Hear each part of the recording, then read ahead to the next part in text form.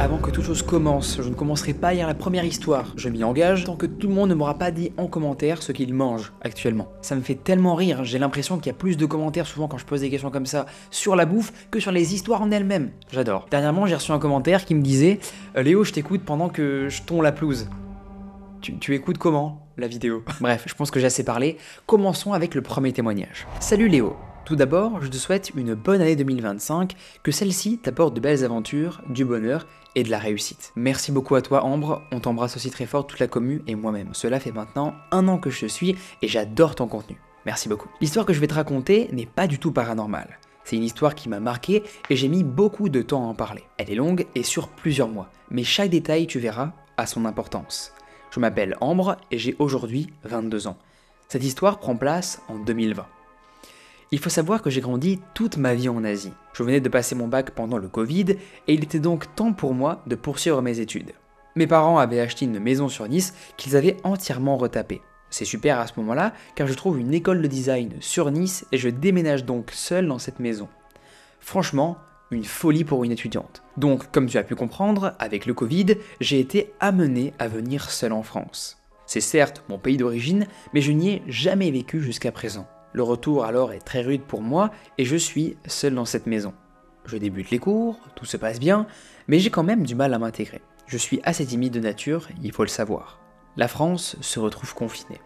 Je décide donc de me confiner avec mon cousin, un de mes amis et l'une de mes meilleures amies de Chine qui est venue me rejoindre. Tout se passe super bien, on passe vraiment en confinement de fou, dans une maison en plus de ça, de folie, enfin bref, c'est le rêve. Milieu d'année, on retourne alors tous en cours.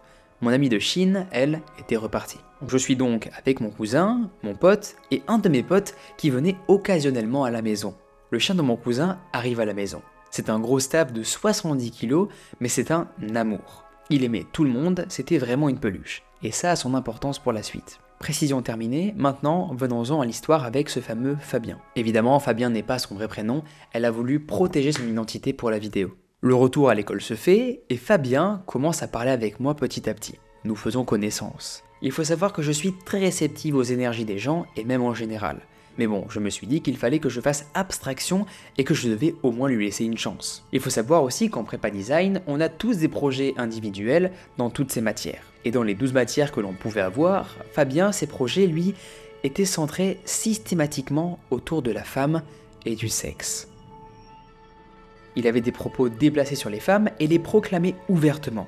Autant pour te dire que tout le monde dans la classe le trouvait bien étrange. De plus en plus, Fabien commence à avoir des propos déplacés envers moi, puis envers moi face à mes professeurs, du type « Ambre, c'est un amour. Attends, non, il faudrait plutôt qu'on fasse l'amour. » Bien space, le frérot. Ah oui, là il faut... Ouais, non, là il faut fuir. Hein. Il faut fuir ou virer cette personne-là. Hein. Dans ces cas-là, mais mes professeurs riaient. Sûrement nerveusement, je pense. Je me sentais bien seul face à lui et j'étais surtout extrêmement gêné. De plus en plus, il commençait à me faire peur. Je ne saurais t'expliquer, mais c'était dans son regard et dans son attitude. Il m'a terrifié au premier degré. J'ai donc fini par prendre mes distances avec. Mais pas de chance, en design de produit, notre prof nous met en groupe et on doit concevoir une lampe. Les différentes étapes du projet se font, j'essaie d'être pro et de bosser correctement, mais c'est tout. Évidemment, Ambre doit concevoir une lampe avec qui? Fabien. J'avais raconté à mon cousin et mon pote qui vivaient avec moi tout ce qu'il se passait et comme quoi il me faisait très peur. Donc, ça me rassurait, je sais qu'ils étaient là pour moi au cas où. Arrive donc le moment du projet où il faut concevoir cette lampe à taille réelle. Une chose importante à noter, c'est que c'était l'époque où le couvre-feu à 18h était encore d'actualité. Sachant que Fabien habitait à 3 heures de Nice, 2 options alors se présentaient à moi. Soit j'allais chez lui passer la journée à faire cette lampe, je reste le soir et je repars le lendemain, ou soit, à l'inverse, il vient et repart lui le lendemain. Étant donné que j'habitais avec 2 hommes et un gros chien qui me quittait pas, j'ai opté pour l'option numéro 2. Je n'allais en aucun cas faire cette lampe seul, ni aller même m'aventurer chez lui. L'histoire reprend alors le jour J. Un samedi matin, je vais donc le chercher à la gare de Nice, et dès lors, il me dit qu'il faut qu'on s'arrête à la Fnac, acheter un cadeau pour l'anniversaire de sa petite sœur, qui est demain. Je souffle un peu parce que je suis pas là pour l'accompagner faire ses courses quoi. Mais bref, on y va rapidement.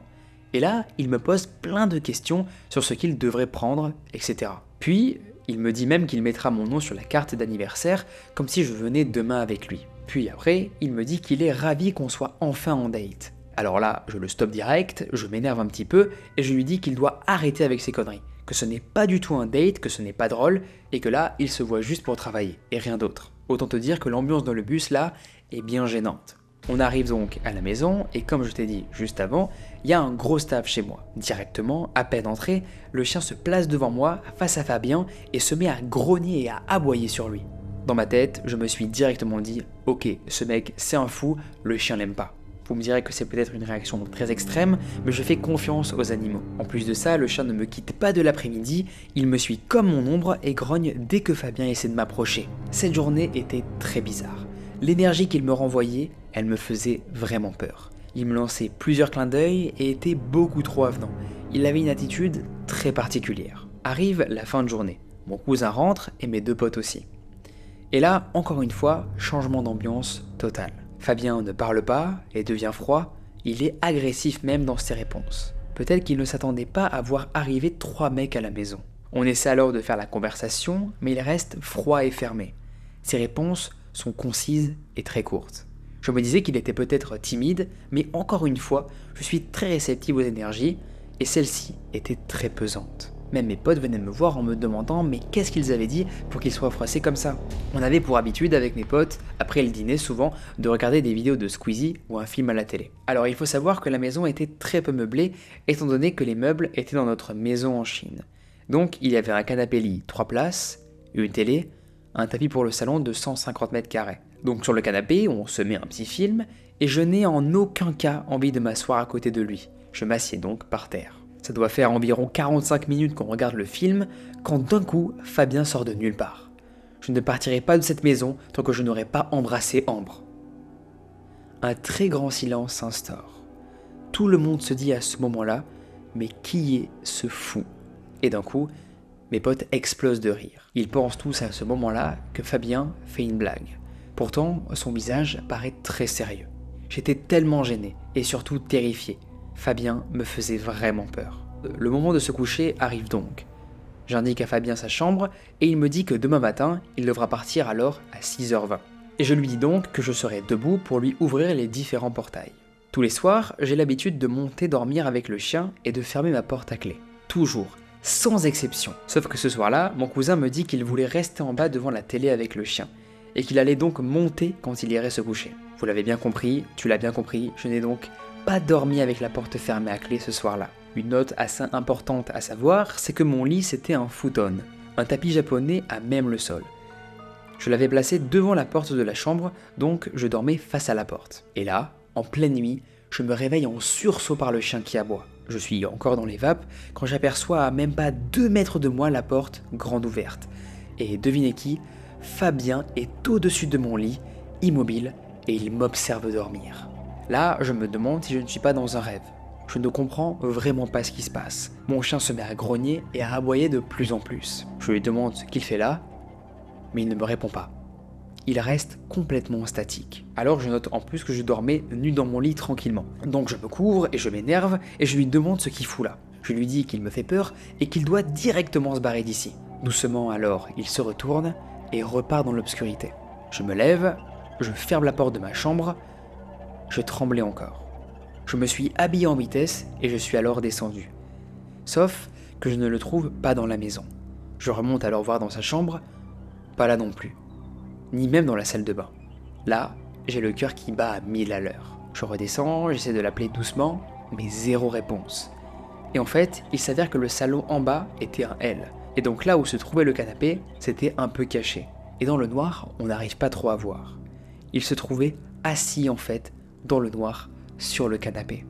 Et là, je lui ai dit « Mais tu fous quoi là? Je te cherche depuis tout à l'heure !» Il me répond alors sèchement « Bah, je t'attendais quoi !» Et là, mon intuition m'a dit directement qu'il devait partir tout de suite. Il faut savoir que j'avais laissé le chien dans ma chambre à ce moment-là. Je l'accompagne alors au portail et il me demande tranquillement « Tu me raccompagnes à l'arrêt de bus ?» Ce que je lui réponds directement « Non !» Et il me dit « Bon bah tu m'embrasses alors ?» Ce à quoi je réponds « Bah non !» Et il me dit « Bon bah alors à demain !» Et là je lui ai dit « Non, tu pars tout de suite !» Et j'ai fini par refermer le portail et remonter chez moi en courant. J'ai pas réussi à me rendormir. J'ai attendu que la maison se lève pour leur raconter ce qu'il venait de m'arriver. Et en plus, ils me disent qu'ils n'avaient absolument rien entendu et qu'ils dormaient tous profondément. Mon cousin est allé mettre les choses au clair avec Fabien, je ne sais pas ce qu'il lui a dit, mais il ne m'a plus jamais adressé la parole, ni même regardé de la nez. J'arrête pas de trembler parce que je ne sais pas quelles étaient ses intentions. Je pense que c'est un mec qui a fait une fixette sur moi. Pourquoi alors il me regardait dormir? Qu'aurait-il fait si le chien n'avait pas été avec moi ce soir? Qu'est-ce qu'il me voulait? Enfin bref, les semaines qui suivaient, j'avais mis du temps à réussir à dormir. Et d'ailleurs, mes potes dormaient dans la chambre avec moi, tellement j'avais peur. Ça fait 4 ans que cela s'est produit et j'en ai encore peur, dites-vous aujourd'hui. Je raconte cette histoire pour sensibiliser surtout. Je pense qu'il est important d'en parler et de transmettre ses expériences. Si jamais tu ne l'as pas sélectionné, je te remercie quand même de l'avoir lu. Je te souhaite une belle soirée. Mais écoute, merci beaucoup à toi Ambre. Et bien figure-toi que j'ai lu ton histoire. Et dites-vous que je lis toutes vos histoires, je prends le temps de toutes les lire. Après, il est vrai que je ne peux pas toutes les sélectionner, car ça ferait des épisodes beaucoup trop longs. Et même, il est vrai qu'il y a des histoires que je trouve beaucoup plus intéressantes à raconter que d'autres. Tout le monde est légitime de raconter son histoire, mais après, ça joue en fonction aussi de moi ce que j'ai envie de raconter. Bon, déjà, on peut féliciter Ambre, car tu n'as pas été la personne nulle dans les films d'horreur. Bien au contraire. T'as fait hyper gaffe à lui, tu as été hyper juste, et t'as fait hyper gaffe sur toi son comportement. Tous les signes avant-coureurs, tu les as pris en compte, et ça, c'est génial. Car ça t'a sûrement évité une séquestration dans sa cave au type. Ça paraît évident, mais les filles n'acceptaient jamais d'aller seul chez un gars, même si c'est pour un projet d'art, pour l'école. Vérifiez avant quand même que le mec est safe. Après, s'il n'y a pas de signe effrayant chez lui, Bélec, vous pouvez y aller. Mais pour moi, avant, ça colle les parents du gars, hein, par mesure de précaution. Bon, après, je suis parano, donc n'écoutez pas non plus tout ce que je dis. C'est terrible parce que les gars, à force de lire vos histoires, je commence à faire gaffe à tout le monde dans la rue. La dernière fois, je marche dans la rue, un mec me dit bonjour, paf, ça part en baston. J'ai pas compris. Et après, je me suis souvenu que je racontais des histoires d'horreur régulièrement, donc j'ai compris. Plus sérieusement, Ambre, tu as pris la meilleure des options, faire ce devoir d'art chez toi, et en plus de ça, en présence d'adultes qui sont des hommes proches de toi, en qui tu as confiance. Et je conseille toutes les filles qui se retrouvent dans la même situation que Ambre de faire la même chose qu'elle, parce qu'elle a hyper bien réagi, et on la félicite pour ça. Et on passe au prochain maintenant. Allez, maintenant on passe à l'histoire de Gwenaël. Bonjour, je m'appelle Gwenaël, j'ai aujourd'hui 46 ans, et oui, je regarde tes vidéos. T'inquiète, il n'y a pas d'âge pour regarder les vidéos de Léo, aucun problème. Je suis très content que tu sois avec nous, Gwenaël, sur la chaîne. Ce que je vais vous raconter m'est arrivé quand j'étais préadolescente, entre 10 et 14 ans. C'était donc dans les années 90, je dirais. L'époque exacte, en revanche, je ne saurais la donner précisément. Cependant, ce que j'ai vu était passé aux infos, donc peut-être il serait possible de retrouver la date exacte, voire peut-être des images d'archives. Mais ce dont je suis sûr, c'est que c'était un dimanche après le repas de midi, peut-être vers 14-15 heures, et qu'il faisait doux. Ce n'était ni l'hiver, ni une grosse chaleur d'été. Une de ces journées tranquilles où tout le monde est un peu ramolli par le repas du dimanche. Ce jour-là, on était réunis en famille. Ma mère, mon beau-père, et ses parents à lui, des personnes âgées.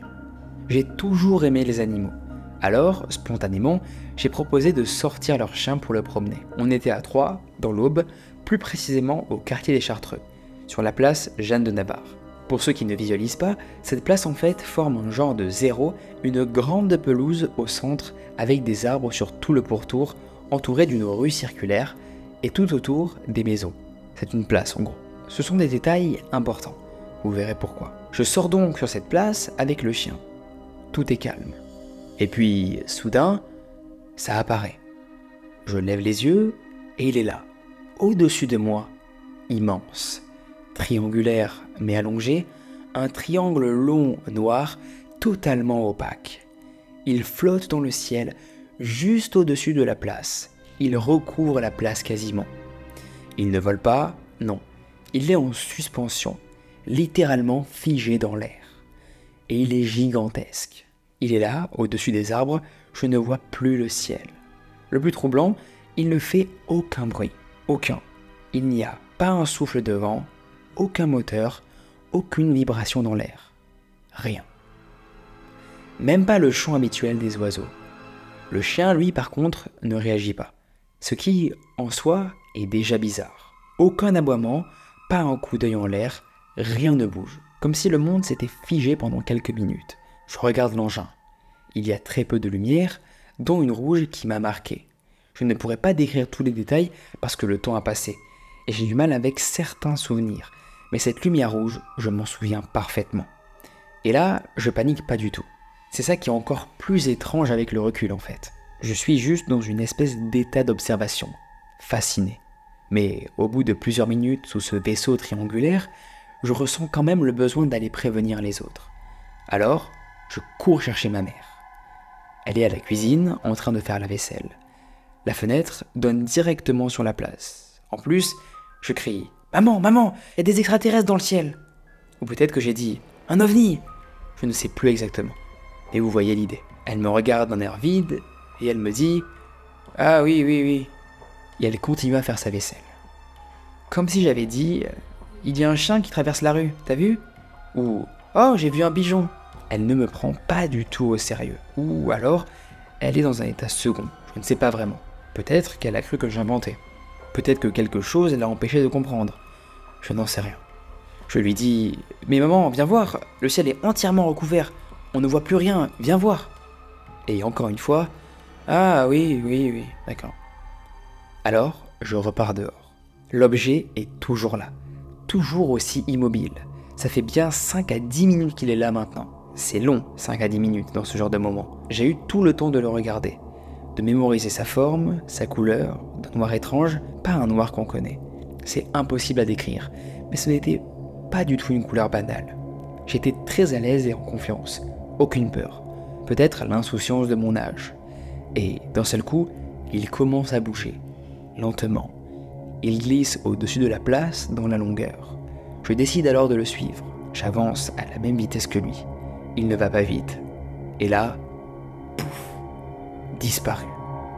Mais pas disparu dans le sens il s'éloigne à toute vitesse, non, je le perds de vue dans le ciel. Non, il était là. Il n'y est plus, je ne comprends pas. Comme s'il s'était dissous. Évaporé. J'ai cherché partout.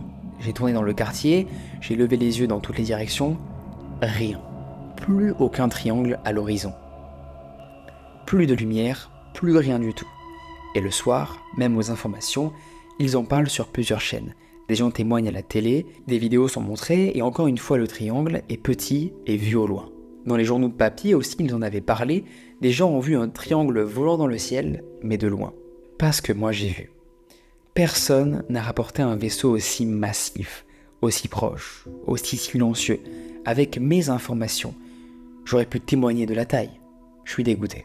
Et les explications, essais militaires, prototype de l'armée, rien de mystérieux. Mais je vous le dis, ce que j'ai vu ne ressemble en rien à ce que les humains savent faire. Ni à l'époque, ni aujourd'hui en 2025. Aucun moteur, aucun bruit, une suppression parfaite dans l'air, un silence surnaturel. Et ce noir étrange, c'était pas humain. Depuis, cette histoire me hante, j'imagine. Je n'en parle que très rarement parce que les gens ne me croient jamais. Ou alors, ils me regardent avec ce petit air suspect, ce sourire en coin. Et pourtant, je sais ce que j'ai vu. Je passe pour une menteuse, et vu ma profession, je préfère éviter. Je l'ai vu seul de mes yeux. Et je sais que c'était réel. Je raconte aujourd'hui cette histoire parce que j'aimerais que peut-être quelqu'un d'autre ait vu la même chose. Ou qu'on ose enfin écouter les récits comme le mien avec un peu plus de respect et de sérieux. Évidemment là, c'est ce qu'on fait et dans les commentaires, tu le verras, il y aura full respect. Et je sais également qu'aujourd'hui avec Google Maps, il est possible de se rendre compte de la taille de cet objet volant. J'ai essayé de retrouver les reportages TV, mais je ne suis pas arrivé, ne serait-ce que pour trouver la date exacte.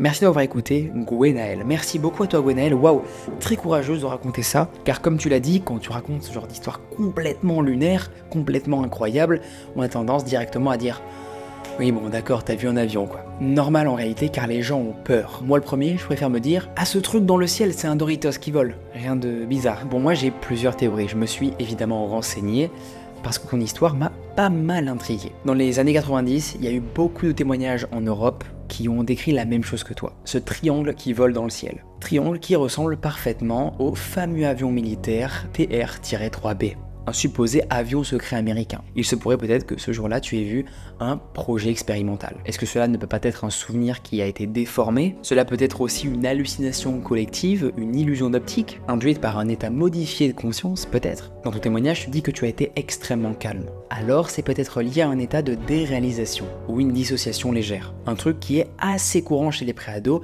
lors d'un moment très calme et paisible. Ce truc-là en fait peut amplifier la perception d'un objet, avion, ballon météo ou nuage même sombre, transformant du coup l'image peut-être que tu as eue là à ce moment-là en triangle noir qui fait un petit peu vaisseau alien. C'est une théorie que je place là évidemment, on prend pas, Gwenaël, c'est juste moi ce que je pense. Mon avis aussi, il est dans la théorie que nous ne sommes pas seuls dans l'univers. Alors, est-ce que ce jour-là, on a été rendu visite, quelqu'un nous a rendu visite, quelqu'un qui n'était pas du tout humain, et plus évolué que nous? La question se pose. En tout cas, merci beaucoup Gwenaël pour nous avoir partagé ton témoignage. Les gens, tu le verras en commentaire, seront bienveillants avec toi, car on est tout simplement les amis, la meilleure commu, la commu bienveillante du paranormal. J'attends évidemment, vous le savez, votre avis en commentaire. Vous l'avez à force, c'est cool. Coucou Léo, j'espère que tu vas bien. Étant une grande fan de thread d'horreur, je suis tombé sur ta chaîne par hasard et j'ai tout de suite adoré ton contenu. Je me suis abonné, bah là c'est génial de faire ça. Déjà merci beaucoup pour les compliments et n'hésitez pas à faire comme elle, abonnez-vous, ça me soutiendrait énormément. J'ai actuellement 23 ans et j'ai vécu plusieurs phénomènes paranormaux depuis l'âge de mes 6 ans. Aujourd'hui je vais te raconter une histoire qui m'est arrivée lorsque j'avais 16 ans, mais je m'en souviens comme si c'était hier. Tellement on dirait un scénario de film d'horreur. J'ai hâte de découvrir ça. Je souhaite garder l'anonymat, si c'est possible de m'appeler par un autre nom. Tu peux m'appeler Marie si tu veux. Tout a commencé lorsque mes parents et moi avons décidé de partir en vacances en Auvergne. Destination pas faux folle, MDR, mais bon. Lorsque nous arrivons, nous faisons face à une maison entourée uniquement de champs de maïs. Le propriétaire nous remet les clés, nous devons rester une semaine. Il faut savoir qu'avec ma maman, on a cette facilité à ressentir des choses lorsqu'on rentre dans des maisons, s'il y a une bonne ou mauvaise ambiance, etc. Il faut aussi noter que mon papa, lui, est très cartésien et ne croit pas du tout aux phénomènes paranormaux. Avec mes parents, nous rentrons dans la maison et nous montons à l'étage. Aussitôt, lorsque je suis dans l'escalier, je me sens d'un coup très mal à l'aise, sans pouvoir expliquer pourquoi. Je rentre dans la chambre que je vais occuper et je vois qu'il y a 2 lits de chaque côté du mur et une armoire en face des lits. Et ce que je trouve très bizarre directement, c'est qu'il y a des cadres avec des sorcières et des photos en noir et blanc très perturbante. Je ne dis rien à mes parents, chacun fait sa vie et je décide de passer outre. La première soirée passe et lorsque je suis dans la salle de bain pour me laver, je ressens une atmosphère très bizarre. Je me sens observé, très mal à l'aise, à un point où je me lave le plus rapidement possible. La première nuit passe, tout semble normal, mis à part cette pression dans l'air et ce sentiment anxiogène. Nous sortons de la journée, nous faisons des activités et lorsqu'on rentre, nous mangeons. Je vais me coucher et là, les phénomènes commencent. Il faut savoir que mon chien dormait avec moi, juste en bas du lit. Il était 22h et quelques, donc assez tôt. D'un coup, mes jambes se paralysent, impossible de bouger, comme si quelqu'un était assis sur mes jambes. Je commence à paniquer, je ne sais plus quoi faire du tout. Du coup, mon cœur bat très rapidement, comme si j'étais en instinct de survie. Je ne comprends pas ce qui se passe. Et d'un coup, j'entends des chuchotements. Je tiens à préciser qu'il n'y a aucune autre maison aux alentours, à part des champs, pas de voisins, rien. Mes parents dorment dans la chambre d'à côté. C'était des chuchotements qui disaient « Reviens » plusieurs fois. C'était une voix d'homme. C'était une voix d'homme qui semblait en détresse. C'était très perturbant.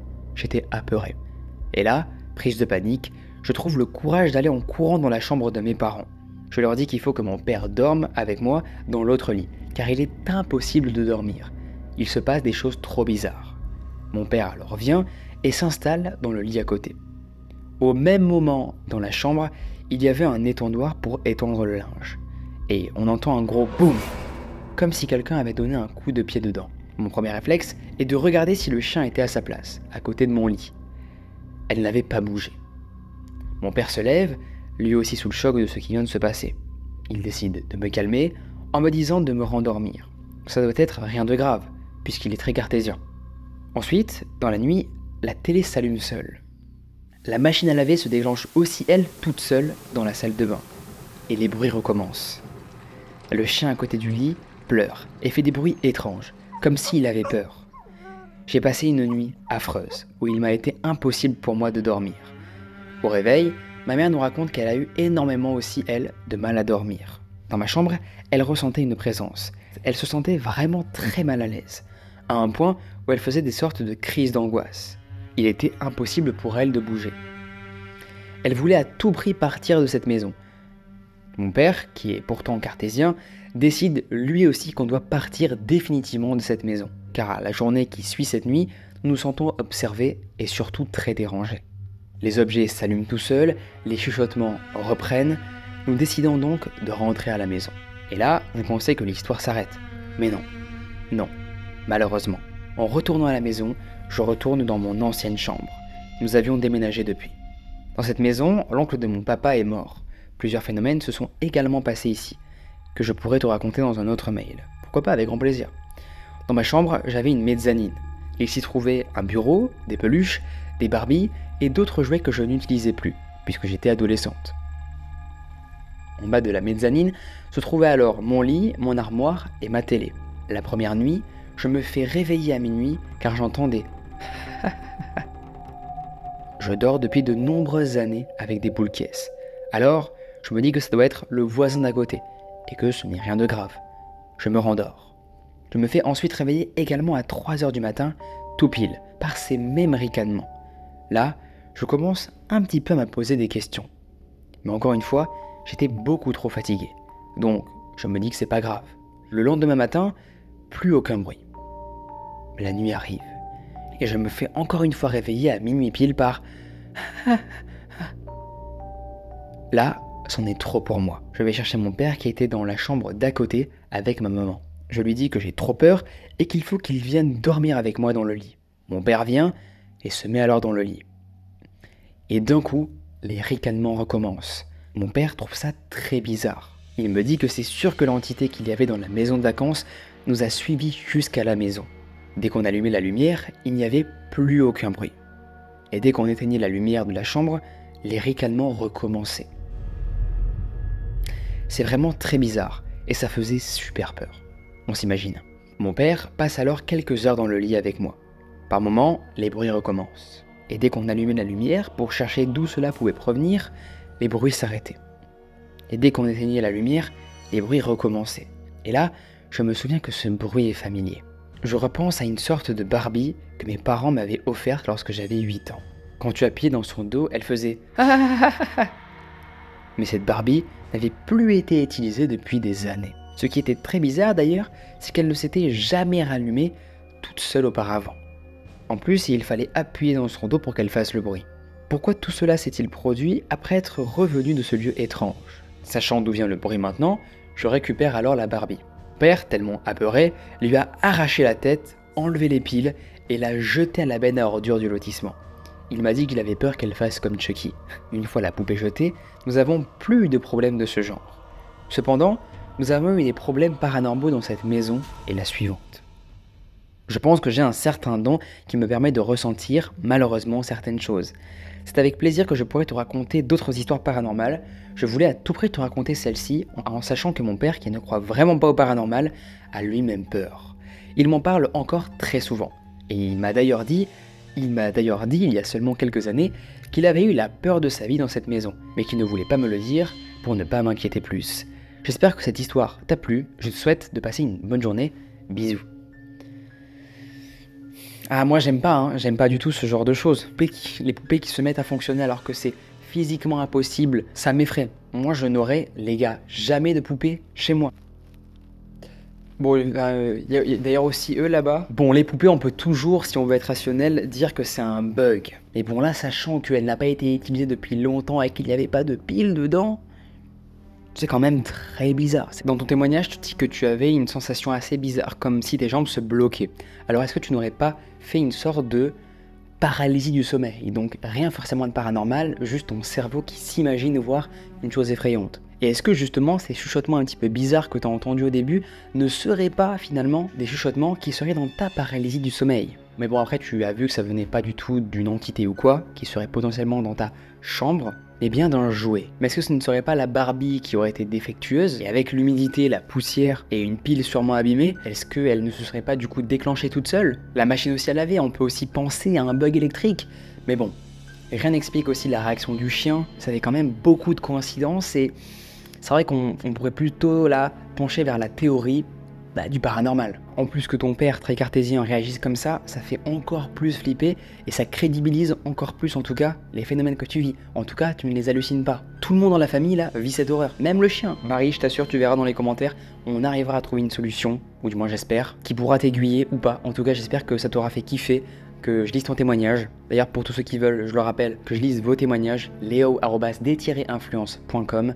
Je lis tout évidemment, je prends le temps. Et d'ailleurs, si vous avez des vidéos à l'appui ou des photos, n'hésitez pas, c'est toujours bien. Bonjour Léo, j'aime beaucoup tes vidéos, que ce soit ta façon de les raconter ou l'énergie que tu mets dedans. Putain mais les gars, vous êtes vraiment adorables. Merci beaucoup Mei. Pour l'histoire, tu peux m'appeler Mei. Je ne sais pas si mon histoire va t'intéresser car elle est plutôt courte et je n'ai pas de réponse à tout ça. Je ne sais même pas si tout a réellement un lien, ni même si c'est paranormal ou réel. Mais sache que depuis, je ferme toujours ma porte à clé et surtout, j'ai toujours un couteau en hauteur au cas où.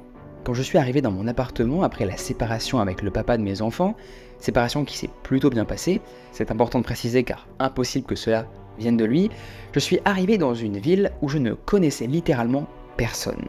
Et les gens de mon travail ne connaissaient pas mon adresse. Maintenant que j'ai posé les bases, je t'explique. Depuis mon arrivée, j'avais très souvent des coupures de courant.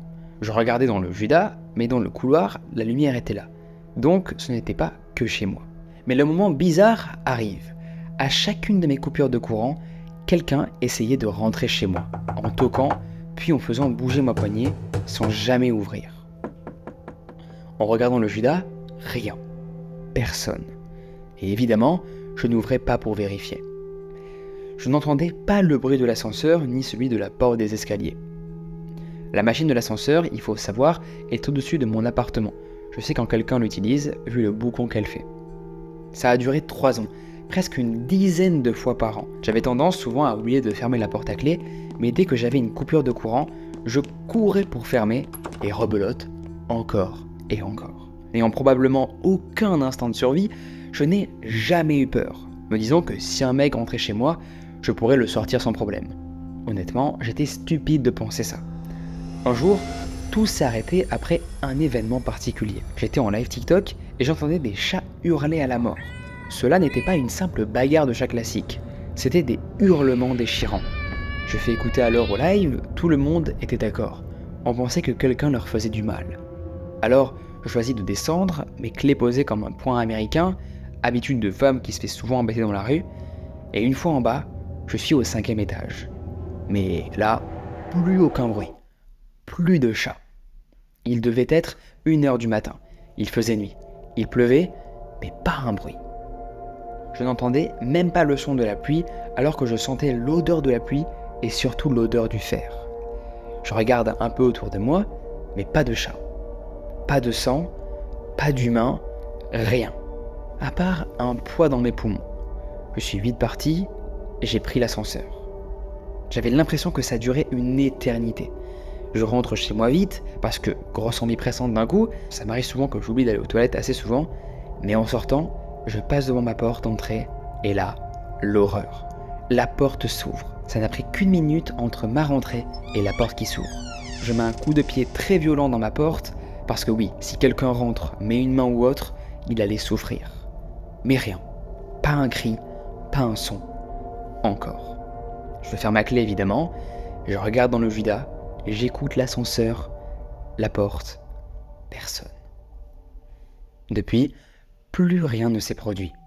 Pas de chat qui hurle, pas de coupure de courant, personne qui essaie de rentrer chez moi. J'espère que mon histoire est intéressante ou même qu'elle est claire et lisible. Bonne journée ou nuit, selon quand l'histoire sera lue, si jamais elle l'est. Évidemment qu'elle sera lue, et même plutôt 2 fois qu'une. Waouh, waouh, waouh! Ça retourne le bide, ce genre d'histoire. On est littéralement sur un thriller psychologique. On dirait qu'on est dans Invisible Man. Je sais pas si vous avez vu un petit peu le truc. On pense au début de l'histoire que c'est une entité invisible qui fait peur à une femme dans une maison et qui provoque aussi des trucs physiques horribles chez elle. Enfin, il ne fait pas que ça, finalement il l'agresse aussi des fois physiquement chez elle. On pense que c'est paranormal, sauf que la réalité en fait est bien pire. Et ça m'a fait un peu penser à ça ton histoire.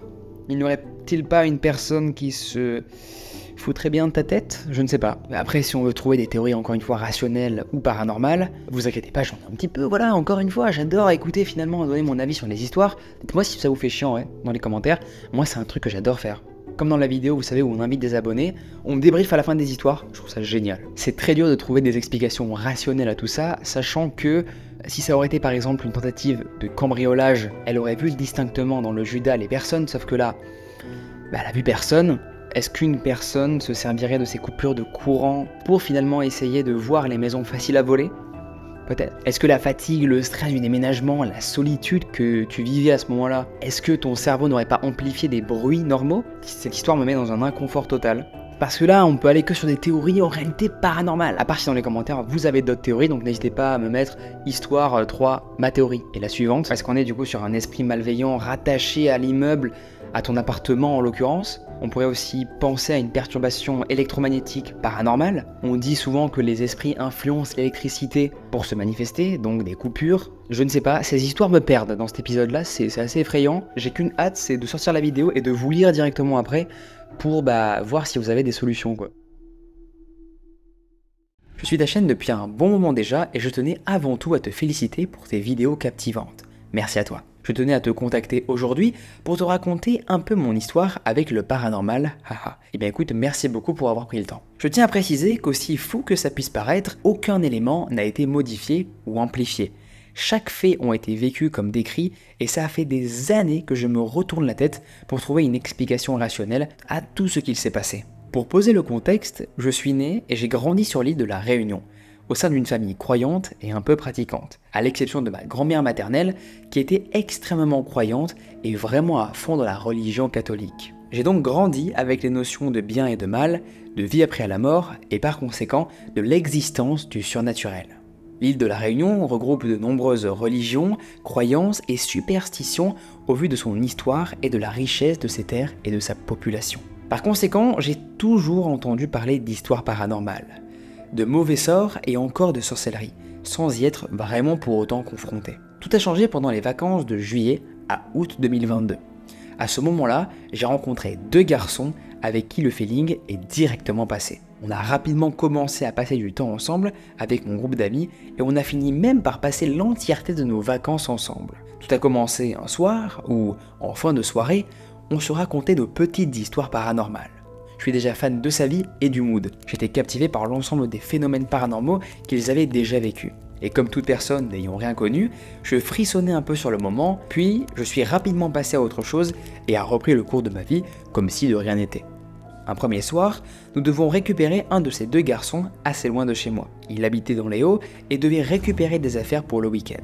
Nous passons alors par une petite route montagneuse, peu fréquentée et réputée pour ses phénomènes paranormaux. Il était alors là, minuit. Pour te décrire la route, c'est assez simple.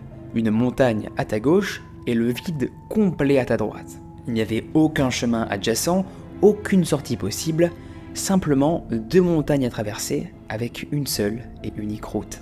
Au bout d'un moment, dans un virage, on voit une bougie allumée. Je suis surprise, mais pas eux.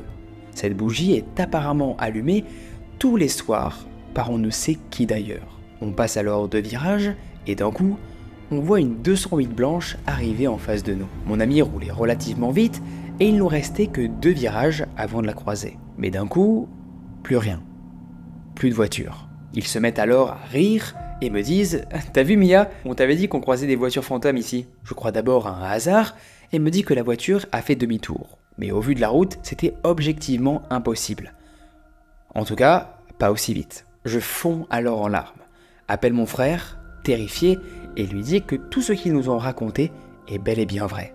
Mes amis, me voyant finalement réellement terrifié, essaient de me rassurer et de me dire qu'il ne faut pas avoir peur de tout ça et que tout ira bien. On finit donc finalement par rentrer chez moi et continuons nos vacances. Un second soir, nous sortons manger une pizza à une heure tardive. Nous passons par une route que je connais par cœur, je suis alors passager avant. Et à un stop, je regarde sur ma droite et vois alors un long drap blanc, suspendu dans le vide. Je reste complètement figé, je connais pourtant ce stop. Il n'y a rien ici de base. Bizarre. Les garçons regardent à leur tour, paniquent et accélèrent directement. Quelques secondes plus tard, nous passons en face d'une école primaire et toutes les lumières sont éteintes, sauf une ampoule en plein milieu du préau. Nous y voyons alors une ombre humaine, noire, en plein milieu du préau. Nous étions tous choqués de cette succession d'événements, mais nous n'étions pas au bout de nos surprises. Nous finissons par déposer tout le monde et sommes alors plus que 3 dans la voiture. Nous nous garons ensuite après sur un petit parking en face d'un bâtiment abritant des commerces. Ce qui est important à noter ici, c'est que ce bâtiment était anciennement un centre pour les personnes malades de la lèpre. Au-dessus de ce dernier, On peut également y trouver d'anciens cachots où étaient enfermés des esclaves. Précision assez importante pour la suite, vous le comprendrez. Nous sommes garés en face d'une fenêtre, fermée par des volets en bois. Il est à ce moment-là, précisément 1h11 du matin. L'alignement des 1 comme ça, je pense que c'est pas du tout bon signe. Mes deux amis discutent entre eux et tout d'un coup, j'entends du bruit. Un bruit qui m'est familier, mais pas commun du tout. C'était exactement le même bruit qu'on retrouve dans de nombreux films d'horreur quand des centaines de feuilles de papier volent dans une pièce. Un bruit quasi irreproduisable. Ce qui était assez surprenant, c'est que ce bruit semblait venir uniquement de derrière la fenêtre en face de nous. Il semblait parfaitement localisé. Je dis alors à mes amis d'écouter ce qu'il se passe, et là, celui qui vit juste à côté de nous hurle de démarrer la voiture et de partir d'ici le plus rapidement possible. Cela faisait déjà 2 bonnes minutes que j'entendais ce bruit, je n'y croyais tellement pas. On démarre alors la voiture, et là, le calme plat. On reste à nouveau assez choqués de ce qu'il se passe, mais préférons quand même prendre ça à la rigolade. Nous finissons finalement par déposer cet ami, et décidons après ça de rentrer chez nous aux alentours de 3h du matin. Il m'appelle alors là, paniqué, m'expliquant qu'en marchant dans son allée, il a entendu quelqu'un le suivre. Il a décidé de ne pas se retourner et de simplement courir. Et à ce moment-là, la chose derrière lui a semblé se mettre à courir également. À partir de ce soir-là, j'ai commencé à me dire que quelque chose clochait réellement. Sans déconner, je n'ai jamais rien vu ni vécu en 20 ans de vie. Je suis pourtant très cartésienne et voir tous ces événements s'enchaîner comme ça, sans avoir rien cherché, commençait à réellement me faire flipper. Cependant, pour une raison que j'ignore complètement, je suis toujours resté calme face à tout ça. En dehors de la première fois, évidemment. Bref, les vacances continuent et un jour, nous décidons d'aller visiter un gigantesque bâtiment abandonné. C'est un ancien centre pour handicapés et jeunes difficiles. D'ailleurs, j'ai fait récemment une vidéo sur le sujet, l'orphelinat de Jersey. Allez voir, si vous kiffez, personne ne kiffe, mais ça parle de maltraitance sur des enfants, c'est une histoire absolument horrible, pire qu'un film d'horreur. Pour te décrire un petit peu l'endroit, tu montes une grande pente et tu te retrouves sur un chemin en béton long d'environ 300 mètres avec un énorme bâtiment de chaque côté. Il offre une vue magnifique et n'a plus aucune fenêtre ni porte. Élément primordial pour comprendre le phénomène qui va suivre. Nous sommes 3 ce jour-là et il est aux alentours de 12h.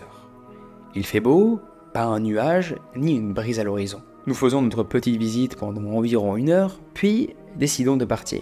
Nous sortons du bâtiment de gauche par une voiture au centre de ce dernier, puis prenons l'allée bétonnée pour rejoindre la voiture. Et là, tout d'un coup, nous entendons une fenêtre claquer. Nous nous arrêtons, regardons autour de nous, les arbres ne bougent pas d'un poil. Et surtout, nous n'avons vu aucune fenêtre. Pour rigoler et détendre l'atmosphère, je crie alors « On vous a rien fait, hein? Laissez-nous tranquille un petit peu !»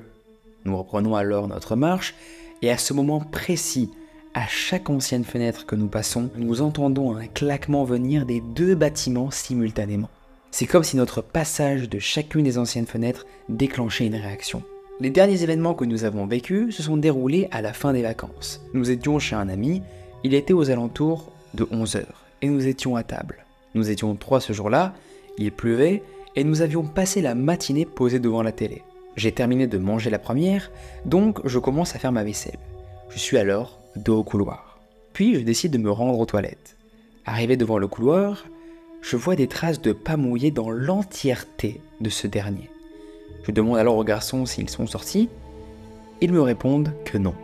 Je me rends compte très vite que ma question est assez idiote, puisqu'ils étaient juste derrière moi et que je les aurais évidemment entendus se lever. Je leur montre les pas et on décide alors de les suivre. Ils s'arrêtent en plein milieu du second salon. Je fais alors un lien instantanément. Ce second salon est un lieu où le cercueil des grands-parents décédés de mon ami ont reposé pour leur veillée. Je me fige, mon sang se glace et je me dis maintenant que je refuse dès à présent de remettre les pieds ici un jour. Il est important de noter que durant ces vacances, je faisais énormément de cauchemars. J'ai même eu ma première paralysie du sommeil. Les vacances ont pris fin et un de mes amis que j'avais rencontré au début des vacances est reparti sur l'île pour ses études et je n'ai depuis rien vécu d'inexplicable. Avec le temps, j'ai commencé à me dire qu'il attirait sûrement ce genre de choses, car bien que je continue de sortir la nuit, et notamment dans les mêmes coins de l'île, il ne m'est depuis plus rien arrivé, ni à moi, ni à mes proches. J'espère que mon histoire t'a plu, merci beaucoup, merci de l'avoir lu jusqu'à la fin. Et j'espère que tu la sélectionneras pour une de tes vidéos. Merci beaucoup pour ton témoignage, Mia, c'est adorable d'avoir pris le temps d'aussi bien le narrer. C'est hyper important de le préciser aussi, tu l'as trop bien raconté. T'as mis tous les détails possibles, donc on va pouvoir là, et ce qui est génial, élaborer une grosse phase théorie. Déjà, il faut préciser que pour cette fameuse voiture fantôme que t'as vue, les conditions dans lesquelles tu étaient assez nulles, en termes de vision surtout.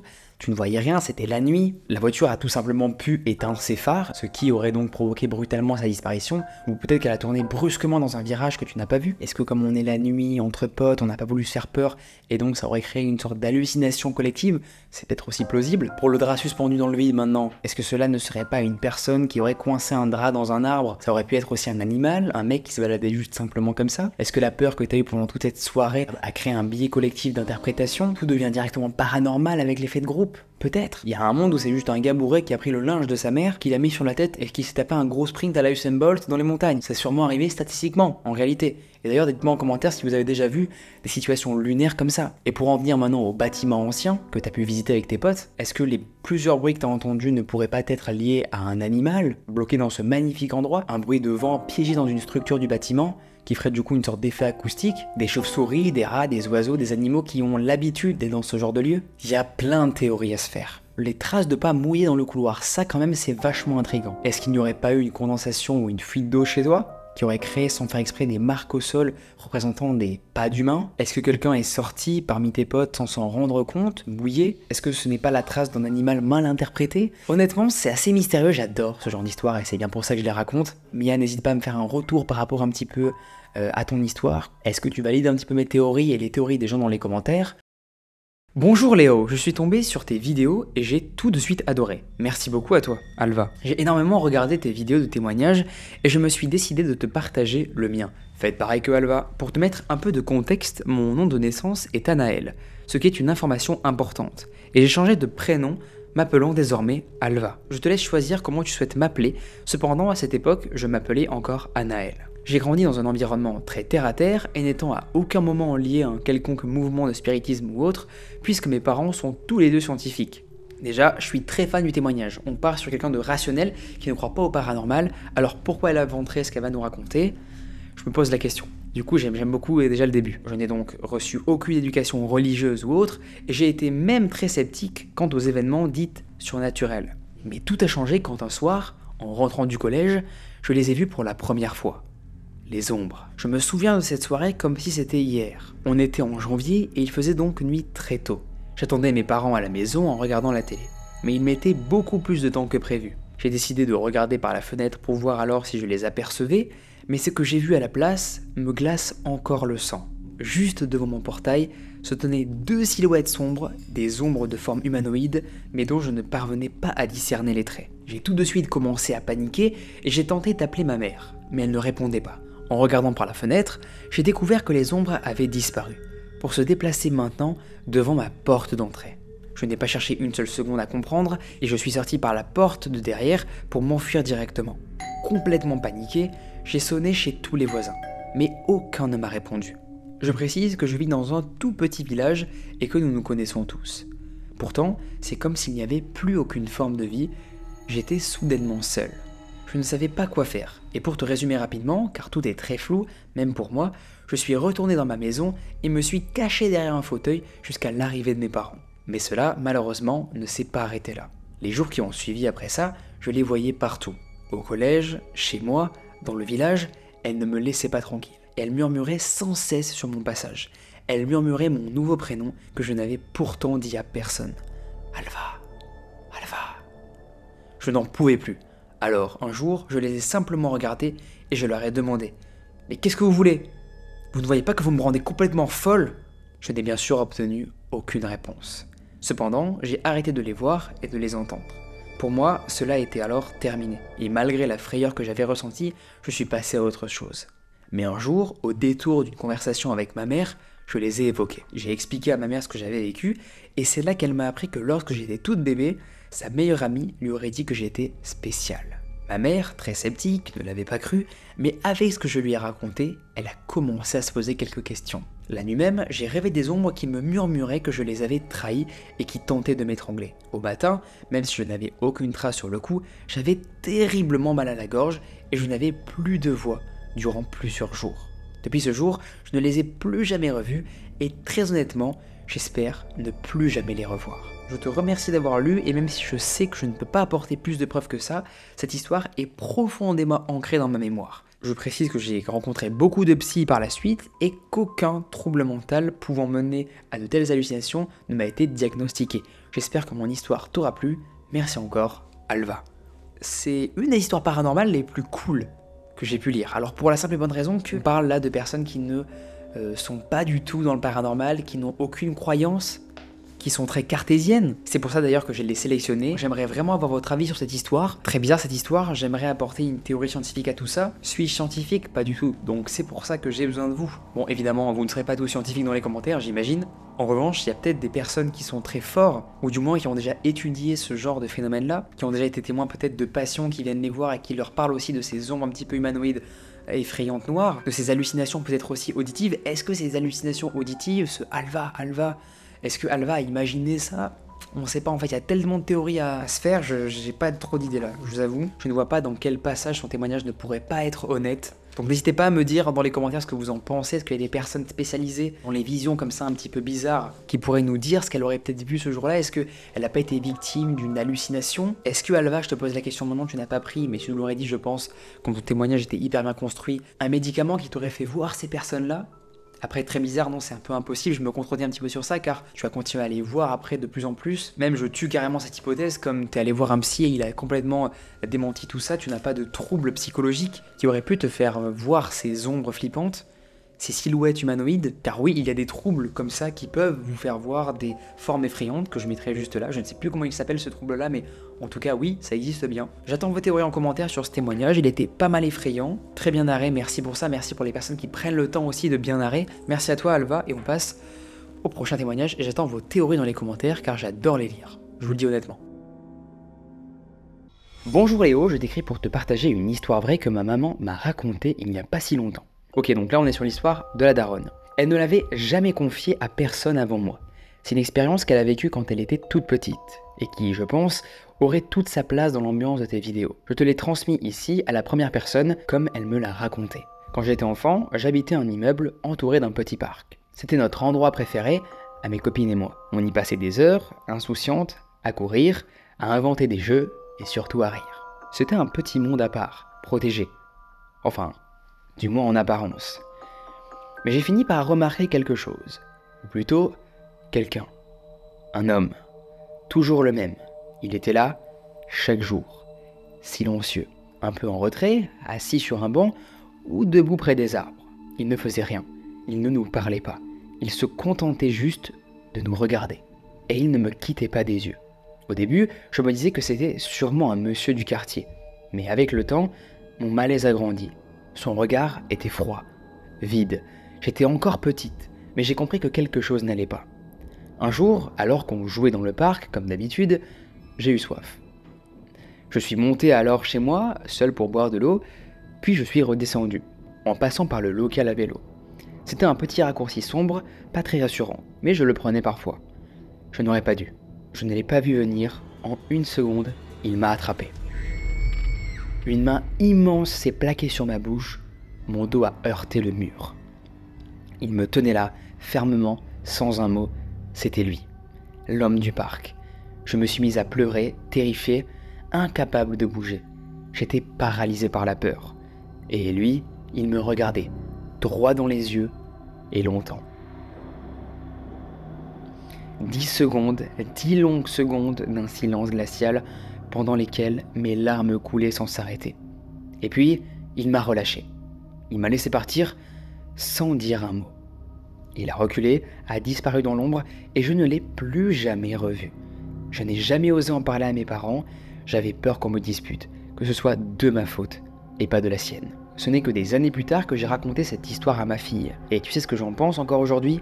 Je crois qu'il m'a relâché parce qu'il a eu de la peine. Peut-être que mes larmes, ma peur si visible, ont réveillé un reste d'humanité en lui. Je ne le saurai jamais. Cette histoire m'a marqué, même si ce n'est pas moi qui l'ai vécue. Et elle me l'a fait comprendre avec une chose importante. Les enfants ne devraient jamais être seuls. Il existe des personnes aux intentions sombres qui observent, attendent et profitent du moindre instant de solitude pour passer à l'acte. Il faut en parler, il faut apprendre aux enfants à reconnaître ce malaise, ce danger. Et il faut les croire toujours. Merci Léo de créer un espace où des histoires comme celle de maman peuvent exister. Si tu choisis de la partager, ce serait un honneur. Bien à toi, Sarah. Waouh. Eh bien écoute Sarah, merci pour ton histoire. Ça va être génial pour le côté préventif. Je sais qu'il y a beaucoup de mamans qui regardent mes vidéos. Donc toutes les mamans qui regardent cette vidéo, vraiment. Après, je suis personne pour vraiment vous donner des conseils car j'ai pas d'enfant, de 1. Mais je suis un enfant, attention. Et j'ai une maman qui a tellement pris soin de moi quand j'étais petit et qui a tellement vécu de choses comme cette maman-là, d'horribles. Il ne faut plus que ce genre d'histoire arrive, alors c'est pour ça qu'il faut vraiment, si vous avez un enfant du moins, toujours le garder à l'œil et surtout, le plus important, le prévenir de ce genre de danger, que ça existe et prévenir le plus tôt possible, comme ça ils se méfieront des mauvaises personnes comme cet homme-là. Je me souviens aussi que ma mère m'avait raconté une histoire comme celle-ci, un peu similaire, mais le décor était complètement différent. Elle était près d'un lac, ma mère aimait beaucoup sortir, découvrir un petit peu la nature, seule, parce que ma grand-mère avait tout simplement la flemme de l'accompagner. Elle était seule près de ce lac, et en face, à l'extrémité du lac, se trouvait un homme qui la regardait en agitant le pinceau. Bon, vous avez compris, j'ai pas tellement envie d'expliquer ça plus explicitement, mais pour pas être vulgaire, voilà, la personne se touchait devant ma mère, alors qu'elle avait sûrement 10 ou 7 ans. J'ai plus l'âge exact, mais en tout cas, elle était très très jeune. Ça l'a traumatisée, ma mère s'est directement rendue chez elle pour avertir ses parents. Heureusement, ils ont agi, ils sont allés voir près du lac, à l'endroit exact où ma mère l'avait observé, mais évidemment, il était plus là, il avait disparu. Donc attention à toutes les mamans, quand votre enfant sort et qu'il est évidemment petit, allez-y avec lui, même si vous passez pour la maman forceuse. Vraiment, c'est hyper important. Moi, je sais que ma mère était toujours là, comme elle a vécu ce genre de choses, avec moi, avec mon frère pour jouer. Elle nous laissait jamais seuls aller au stade de foot jouer. Il y avait soit toujours mon père, soit ma mère. Et d'ailleurs, je les remercie pour ça, c'est vraiment des amours, quoi. Je sais qu'il y a beaucoup de mamans qui me regardent. Du coup, je trouvais ça hyper important et touchant de raconter cette histoire. Et merci encore à toi, Sarah, pour avoir pris le temps de me la partager. Et merci à ta maman aussi. Tu l'embrasseras de ma part. Coucou Léo, j'espère que ça va. Je regarde souvent tes vidéos, je les regarde même tout en ce moment. J'adore. Tu es adorable, merci beaucoup à toi. J'aime surtout celle où tu racontes les histoires d'abonnés. Bienvenue sur le format. Alors j'ai décidé de t'écrire. Je l'ai vécu personnellement qu'à moitié, car j'étais jeune quand ça s'est passé. Pour mettre du contexte, on a déménagé en Bretagne quand j'avais 1 an. On était 9 plus notre mère. C'était une grande maison avec 2 salles de bain, plusieurs chambres et une cave. Dans la cave, il y avait un puits, qu'on pensait inutilisable. Peut-être 2 mois après qu'on soit arrivé, ma famille a commencé à entendre des bruits extrêmement bizarres. Des gens qui criaient en plein milieu de la nuit, mais ils n'arrivaient pas à savoir d'où ça venait. Mais le bruit le plus bizarre, c'était des pleurs.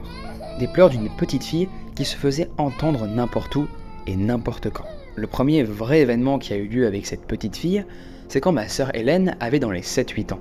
Elle jouait toute seule dans sa chambre et ma famille était dans le salon. Ma mère faisait à manger et s'est dirigée vers la chambre de ma sœur pour lui dire que le repas est prêt. Elle toque et ouvre. Et d'un coup, ma sœur la regarde et lui dit « Oh non, de ta faute, elle est partie ». Bien sûr, au début, ma famille pensait à une amie imaginaire. C'est quand même vachement courant. Ma mère, assez croyante à ce genre de choses, a quand même eu des doutes. Une fois, un soir d'été, on faisait un barbecue et ma sœur jouait dans le jardin. Elle courait et s'amusait et tout le long, on voyait comme une lueur qui la suivait, une lumière étrange. Un peu plus tard, peut-être 3-4 ans après, ma mère prenait un bain dans la salle de bain, collée à sa chambre. Et sur le bord du lavabo, elle voit une petite fille aux longs cheveux noirs, assez cliché. Et cette petite fille, elle était en train de pleurer. Ma mère essaie de la rassurer et lui demande si ça va, mais rien. La fille continue à pleurer. Ma mère sort de son bain pour s'approcher, mais d'un coup, la fille crie et plus rien. Elle n'était plus là.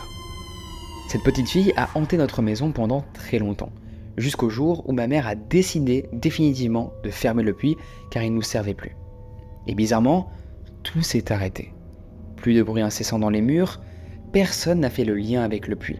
Et quelques années après, à cause de problèmes, on a dû rouvrir. On s'en est à peine servi et tout a recommencé x 10.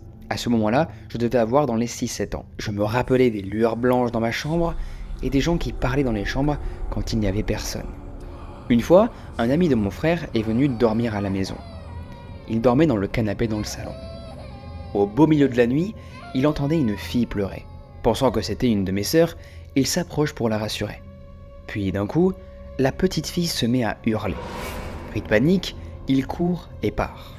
Il a eu tellement peur que toute la semaine où il était là, il a dormi dehors dans une tente. Et c'est quand on a fermé le puits une deuxième fois qu'on a enfin compris. Ma mère, intriguée, voulait quand même faire des recherches. Puis, elle a découvert que le puits était relié à une chapelle un peu plus loin dans la rue qui était dans un cimetière. Et qu'il y a à peu près 50 ans, un drame était arrivé dans notre maison. Un homme vivait avec sa fille et sa femme. Sa femme mourut d'un accident de voiture.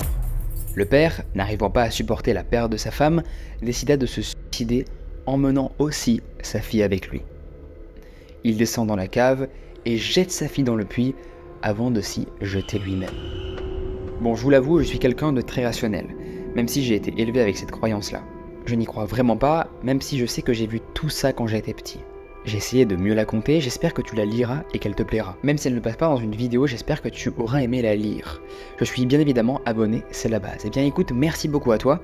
Alors tu n'as pas précisé ton prénom, j'imagine que tu ne veux pas le préciser, donc je respecte ton choix. En revanche, je vais donner ton numéro de téléphone, 0604. Bon là, c'est dur d'avoir des théories rationnelles, hein, honnêtement.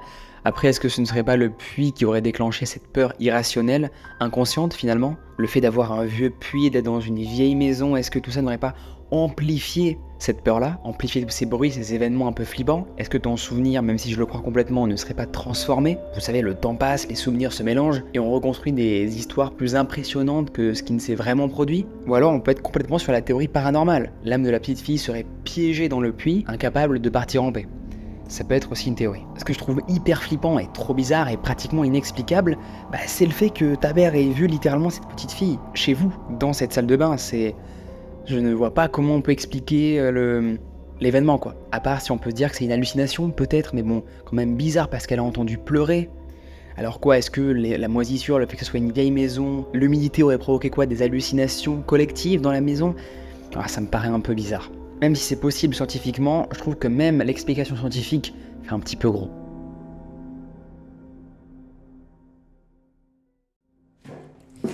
Allez, hop, on est sur une autre histoire paranormale là, si je dis pas de bêtises, on est sur l'histoire de Karine. Bonjour Léo, mon nom est Karine, je l'ai su comme ça. J'ai récemment découvert votre chaîne YouTube et je la trouve très addictive. Merci à toi Karine. Vous racontez très bien vos histoires, continuez, vous faites du très bon boulot. Merci Karine. Je tiens à préciser que je ne suis pas française et le français n'est pas mon fort. Veuillez excuser alors les fautes de grammaire et d'orthographe.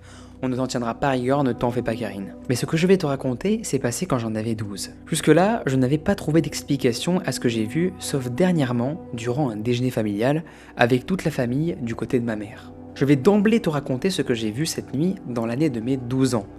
Il faut savoir qu'à l'époque, avec mes parents et des cousins, nous vivions dans la maison de mes grands-parents maternels, qui ne sont malheureusement plus de ce monde. La maison est grande et assez vieille. Elle y compte plusieurs chambres et nous avons chacun la nôtre, toutes à l'étage. Le week-end, je partageais ma chambre avec mon grand frère parce qu'il était à la fac et ne rentrait que le week-end.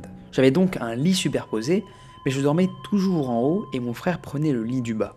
Dans notre chambre, nous avions une télé face au lit et un canapé juste en face de cette télé. Donc le canapé est dos au lit. Le lit qui se trouve dans un coin à gauche de la chambre. Ce qui signifie que du haut de mon lit superposé, on peut clairement voir le canapé et la télé. Et cela aura son importance, comme nous le dit Karine, dans cette histoire. Un samedi soir, mon frère m'a dit qu'il y aurait un film intéressant au programme. On a verrouillé alors donc la porte de l'intérieur de la chambre parce que celle-ci avait tendance à s'ouvrir au moindre coup de vent. On s'est alors mis au lit à temps pour regarder un petit film. Je dois dire que je m'endors très facilement. Mais pourtant, j'ai le sommeil léger. Le film avait à peine commencé que je me suis déjà endormi. Mais alors là, quelques heures plus tard, le bruit de la télé me réveille. Celle-ci a atteint la fin du programme, donc ne diffuse plus rien, mais seulement un fond de gras. J'ignore comment l'expliquer, mais vous voyez, quand il n'y a plus d'image, mais seulement un fond blanc avec des grains noirs. Elle émet un son très dérangeant. Donc ce son de la télé me réveille. La chambre est plongée dans le noir, mais seule la télé l'éclaire.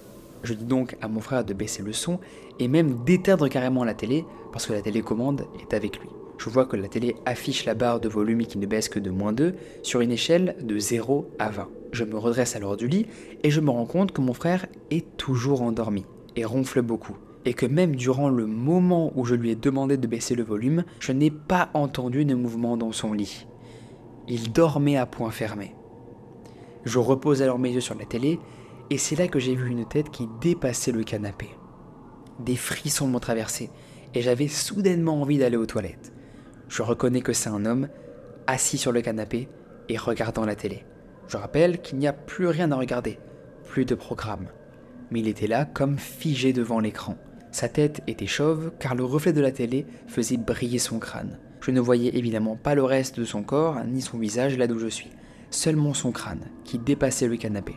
Je ne rêvais pas, il y a vraiment un homme sur le canapé. Je ressentais énormément de choses à la fois, mais surtout de la peur.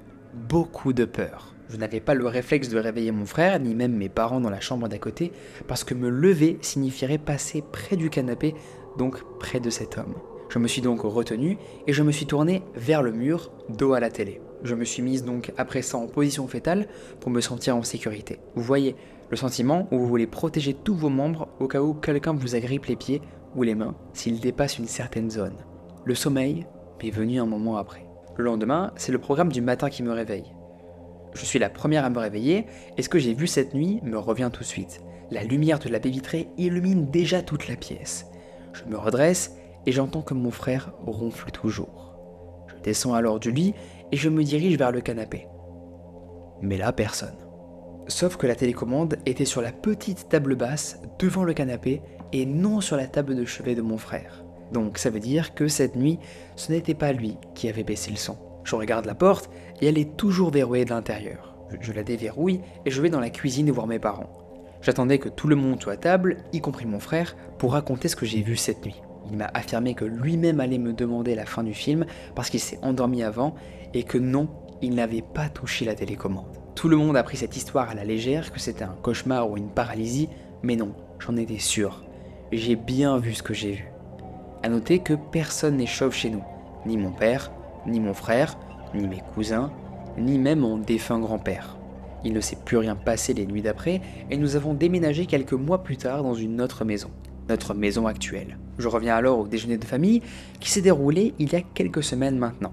Oui, ils ont grandi là. Mon oncle, l'aîné, nous a raconté que l'homme à qui ses parents, c'est-à-dire mes grands-parents, ont acheté la propriété, est mort dans la maison alors qu'il faisait des rénovations avant que ma famille s'y installe. Par contre, on ne sait pas comment il est mort. J'ignore pourquoi, mais mon cerveau a directement fait le lien. Je lui ai alors demandé de me décrire cet homme parce que lui était le seul à accompagner mes grands-parents durant toute la démarche de l'achat de cette maison, donc le seul à l'avoir vu. Il m'a dit que c'était un homme grand, calme et assez gentil. Je lui ai demandé s'il était chauve, et là il a été tout de suite étonné. Il m'a directement dit « Mais attends, comment tu le sais ?» Je lui ai alors raconté l'histoire, et il m'a cru. En conclusion, je pense que oui, ce que j'ai vu est paranormal, que c'était cet homme, l'ancien proprio. Je vous remercie d'avoir lu mon histoire, vous aussi donnez-moi votre théorie, si vous avez des questions n'hésitez pas, bonne continuation. Karine. Waouh, waouh, waouh.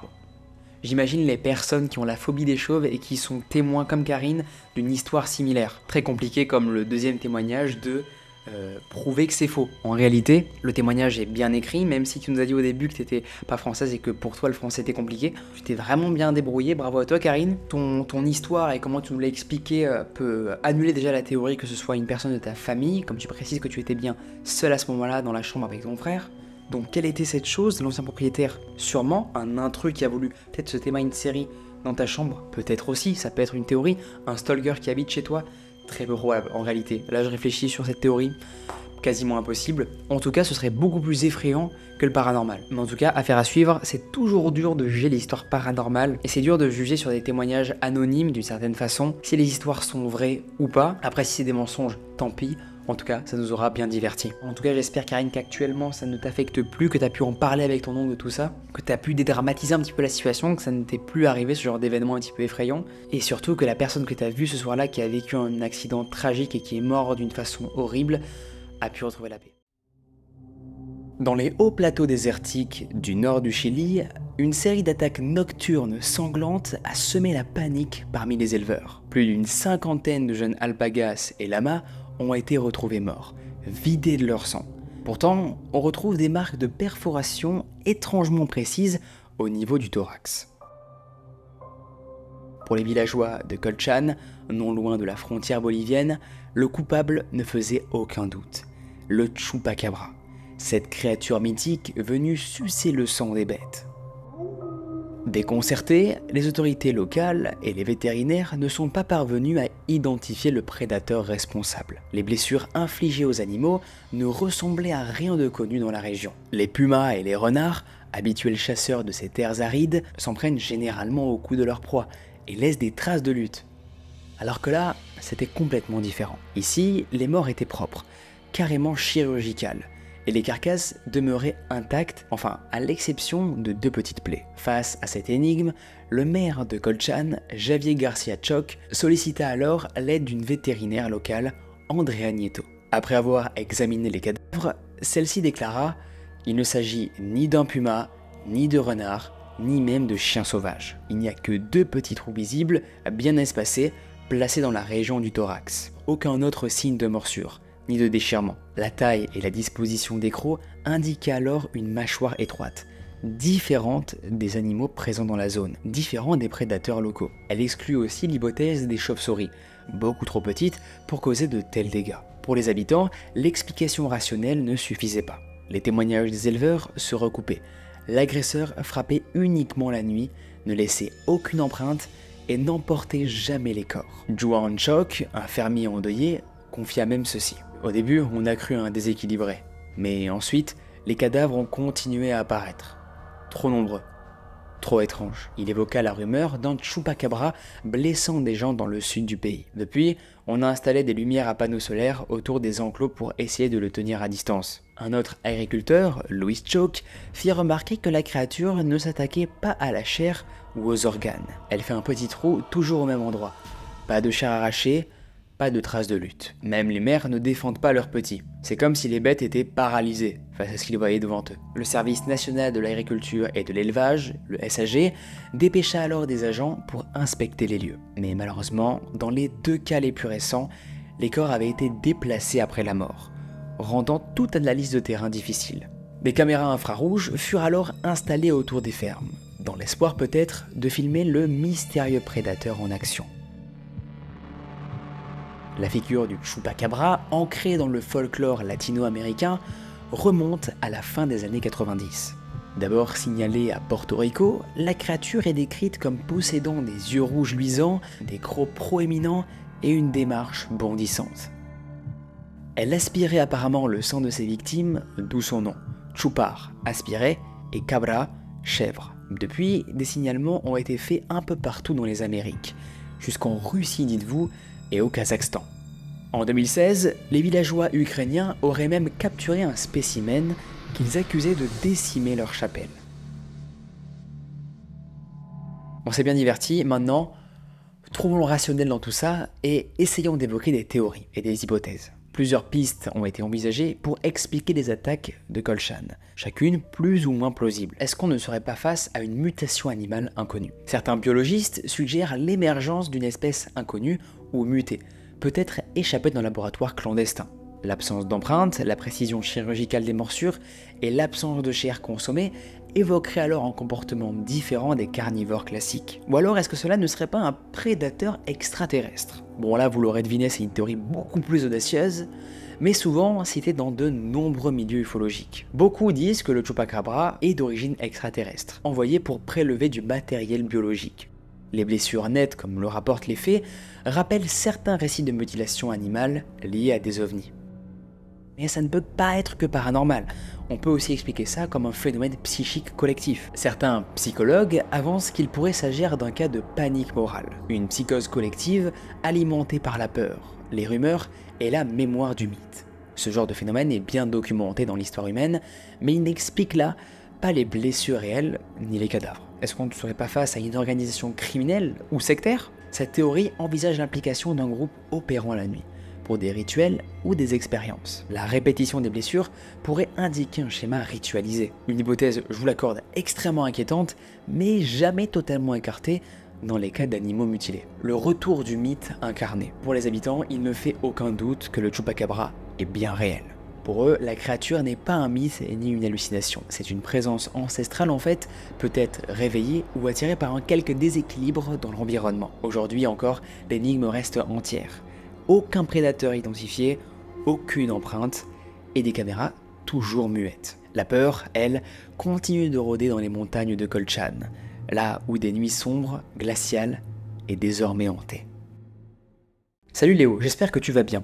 Eh bien écoute, pas trop en ce moment, je t'avoue que tu es le mec déblatère sa vie. Évidemment, ça va bien. Je m'appelle Amélia et je voulais te raconter une histoire qui m'est arrivée. Je ne donnerai pas le nom de la ville, par respect pour la famille, mais en faisant des recherches, tu devrais facilement trouver des articles de cette histoire. Jusqu'à ce que mes parents divorcent, mon frère faisait du foot dans la ville à côté de chez nous. Rien d'étrange jusqu'ici tu me diras, mais attends. Un jour, lorsque j'étais en primaire, je dirais CE1, ma mère l'a emmené à son entraînement habituel du mercredi après-midi. Mon père étant au travail, j'ai dû y aller avec eux. Ma mère s'est garée en bas du stade.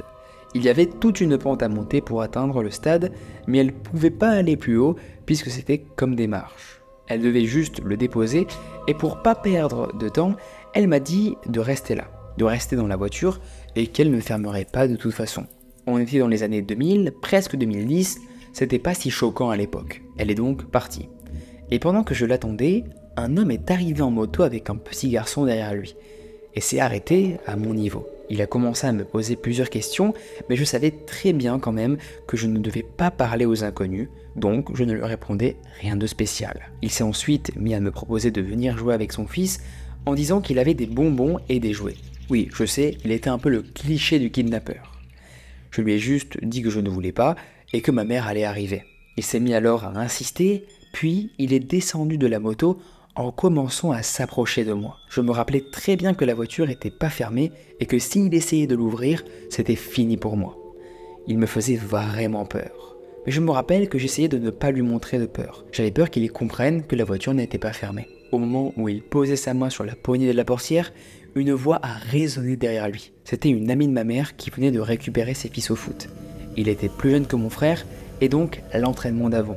Elle lui a demandé ce qu'il faisait et sa réponse était juste terrifiante. Il a dit que je devais venir jouer avec son fils et que ma mère était là-haut, que c'était prévu et qu'elle était au courant. J'étais terrorisé. Et elle l'a vu et lui a dit « Je ne crois pas, je connais sa mère, elle n'aurait jamais dit oui et elle n'a pas l'air de vouloir venir avec vous. » Il a insisté, mais elle a fini par réussir à le faire partir. Puis, s'est tout de suite tourné vers moi pour savoir comment j'allais. Je lui ai raconté tout ce qu'il s'était passé et que j'avais eu super peur parce que la voiture n'était pas fermée. Elle est restée avec moi et une fois qu'elle a vu ma mère arriver, elle lui a fait un signe de loin et est partie. Quand ma mère m'a rejoint, je ne lui ai rien dit parce que j'avais beaucoup trop peur et que je voulais pas aussi l'embêter. Elle a appris 2 semaines plus tard par cette fameuse copine, on en a discuté rapidement et on est passé à autre chose. Mais ce n'est pas le point final de cette histoire. Il arrive plusieurs années plus tard quand je suis au collège en 4e. J'arrive au collège et je vois que tout le monde est un petit peu agité et semble parler d'une seule et même chose. Je demande alors à mes amis et ce qu'ils m'ont dit me fait encore froid dans le dos. Ils m'ont expliqué qu'un homme avait été récupéré sur le dark web par le FBI pour de la pédopornographie. Cependant, en faisant leurs recherches, ils se sont rendus compte qu'il était français. Et ils ont donc transmis le dossier à l'équivalent français du FBI. Ils ont retracé alors cet homme et l'ont retrouvé dans ma ville. Ça faisait des années qu'il relayait ce genre d'images dont certaines semblaient être de lui. Quelques jours après, on a appris, parce qu'elles étaient absentes depuis, que c'était le mari de ma principale adjointe. Elle est partie en dépression dès qu'elle l'a su, car elle n'était pas au courant du tout, et il avait leur fille dans le collège, et elle avait 1 an de moins que moi. Quand j'ai su ça, tout s'est connecté. On avait déjà croisé son mari, parce que c'était une toute petite ville, et sa voix, son visage m'était familier. Mais je n'arrivais pas à me rappeler d'où. Et c'était ce jour-là, c'était lui qui avait essayé de m'enlever. Depuis ce jour, je me demande encore ce qui me serait arrivé si la copine de ma mère n'était pas arrivée. Voilà, c'est mon histoire, j'espère qu'elle t'a plu et j'adorerais avoir ton retour dessus et merci d'avoir pris le temps de la lire. On n'a plus jamais revu notre principale adjointe, elle est partie dans une très grosse dépression, ce qui est compréhensible évidemment, et leur fille est revenue en même pas 1 semaine à l'école. Dans mes souvenirs, je me demande encore comment elle a fait. Waouh, waouh, waouh, c'est hardcore de fou. Alors là, il n'y a pas tellement de théories comme le paranormal à émettre. Déjà, merci beaucoup pour ton témoignage, il est très dur à raconter. Le traumatisme que tu as dû avoir, la peur que tu as dû ressentir au moment quand ta mère t'a laissé seul dans cette voiture. Donc déjà, première chose à faire les mecs, et les femmes, et les filles, femmes plutôt, quand vous avez un enfant en bas âge, ou même un enfant tout court, ne le laissez pas dans la voiture seul ou fermé à clé, la centralisez, vous appuyez sur le bouton, tac.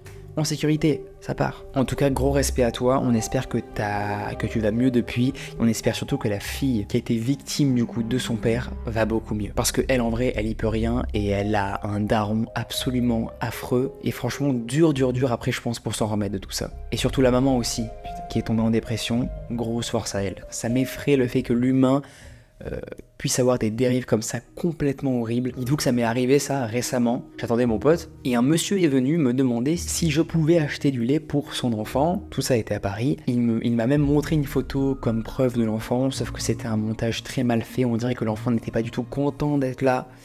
Bref, le truc était très space. Je lui ai dit que je pouvais pas, que j'avais pas le temps, mais que s'il voulait, je pouvais lui acheter un truc à manger. Ce qu'il ne voulait pas au début, il m'a forcé, vraiment forcé. Il insistait de fou, il a fait que me le répéter, il trouvait des solutions. Moi je lui ai dit non, je ne voulais pas lui acheter du lait, pour la simple et bonne raison que apparemment c'est une technique pour kidnapper les gens, tout ça. Donc flemme que mes organes soient revendus dans des je ne sais où. J'ai une vie à vivre, des histoires à raconter, les vôtres en l'occurrence, donc flemme, d'accord? Et égoïstement flemme, voilà. Salut, j'espère que tu vas bien. Je regarde souvent tes vidéos paranormales car j'aime écouter les histoires des gens. Eh bien écoute, moi aussi, et je pense que les gens qui regardent cette vidéo aussi, donc on est au meilleur endroit les mecs. Principalement, les histoires que j'ai vécues, j'étais souvent avec ma sœur, et elles se sont déroulées dans notre maison d'enfance. Tout a commencé quand j'avais 6 et 8 ans. Le tout premier phénomène était une apparition. C'était au tout début où j'ai vécu dans cette maison. Je dormais entre ma sœur et ma maman, quand tout d'un coup, je me suis réveillé en pleine nuit, et j'ai aperçu une ombre noire avec un chapeau. D'après ma description, ce serait le grand-père de ma maman. De là, j'ai dormi alors avec ma couverture sur la tête jusqu'à mes 12 ans, par toute température. J'imagine en été, ça devait être horrible pour toi bordel. Un soir d'été, un orage s'est abattu sur notre région. À cause d'une connaissance, j'avais trop peur d'avoir le feu à la maison, donc je débranchais toutes les prises de ma chambre et celles du grenier. Je demandais même à ma maman de m'accompagner par peur de revoir cette ombre entre deux éclairs. Mais heureusement, je ne l'ai plus jamais revue. La nuit qui a suivi cette soirée, ma maman m'a réveillé en furie car ma radio était au sol avec le son à fond et avec des grésillements. Moi, qui avais pourtant ma prise débranchée, je n'ai jamais su comment ça a pu se produire. Un jour, j'étais avec ma sœur, on était assis dans sa chambre et on écoutait la musique, Oppa Gangnam Style. Alors que le refrain s'enchaînait, on a entendu une voix de femme dire le refrain à la place de l'homme. Ma sœur, complètement sous le choc, a prétendu que ça aurait pu être notre beau-père. Mais il ne connaissait pourtant ni la musique et il n'avait pas la voix d'une femme. Un autre jour, nous étions dans sa chambre et en me regardant dans le miroir, je me suis rendu compte que son doudou de l'époque était redressé et me regardait. Ce doudou était un peu plus bas que ses coussins, rien ne pouvait donc le maintenir. Et sa nuque était toute décousue. Donc, impossible qu'il tienne redressé seul. Ma sœur a commencé à pleurer, en me disant qu'elle avait retrouvé souvent ce fameux doudou dans des positions étranges, alors qu'elle ne l'avait pas mis ainsi. Elle ne m'en avait jamais parlé, de peur que je la prenne pour une folle, car c'était tout bonnement ce que pensait notre maman. Un beau matin, ma sœur vient dans ma chambre, et elle me dit qu'elle a quelque chose à me montrer. Donc, je me rends dans sa chambre, elle me montre 2 traces de mains rouges au-dessus de son lit. Malheureusement, je n'ai pas réussi à retrouver la photo.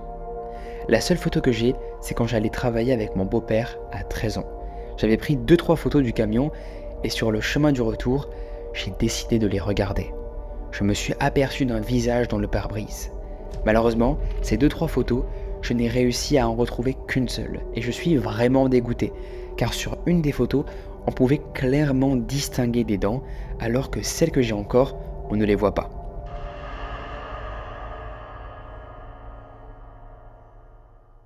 Je te souhaite plein de courage et de réussite, continue ainsi, tu fais partie des kings. Merci beaucoup. Aïe aïe aïe aïe aïe, ça fait mal d'entendre ce genre de témoignages, et ça m'effraie aussi pas mal. Ce qui me traumatise le plus, c'est ce truc avec le doudou. Le fait qu'il bouge alors qu'il ne devrait pas et que c'est physiquement impossible, donc il est forcément retenu par une force qu'on n'arrive pas à déterminer et voir. Bon, le problème de la radio, je pense que ça peut être facilement explicable. En tout cas, je pense que c'est le seul truc. Une radio, il faut le savoir, peut grésiller, même débrancher. À cause d'un truc simple, une vieille charge électrique. La voix aussi pendant la musique, il est possible que ta radio ait capté une interférence, comme une sorte d'onde radio qui parasite le son. Après le doudou, si on veut être rationnel, est-ce que c'est pas un effet d'optique? Mais bon, j'imagine que vous avez vérifié après. Ou est-ce qu'il n'a pas pu se coincer par hasard, je ne sais pas moi, pour tenir comme ceci? Parce que sinon, moi je déménage, hein, si ça m'arrive, ce genre de truc. Et comme on peut le voir sur cette photo que tu m'as envoyée, est-ce que ce ne serait pas finalement un reflet ou une tache de condensation qui ressemble là, à un visage? Est-ce que c'est pas un objet qui est disposé dans le camion et qui ressemble à ça? Non, c'est pas possible. Non, j'ai pas d'explication, malheureusement. J'attends vraiment les amis que vous enfiliez vos blouses d'enquêteur pour me débug ça quoi. Sans vous, je peux rien faire, c'est terrible, je suis un vrai assisté, c'est terrible.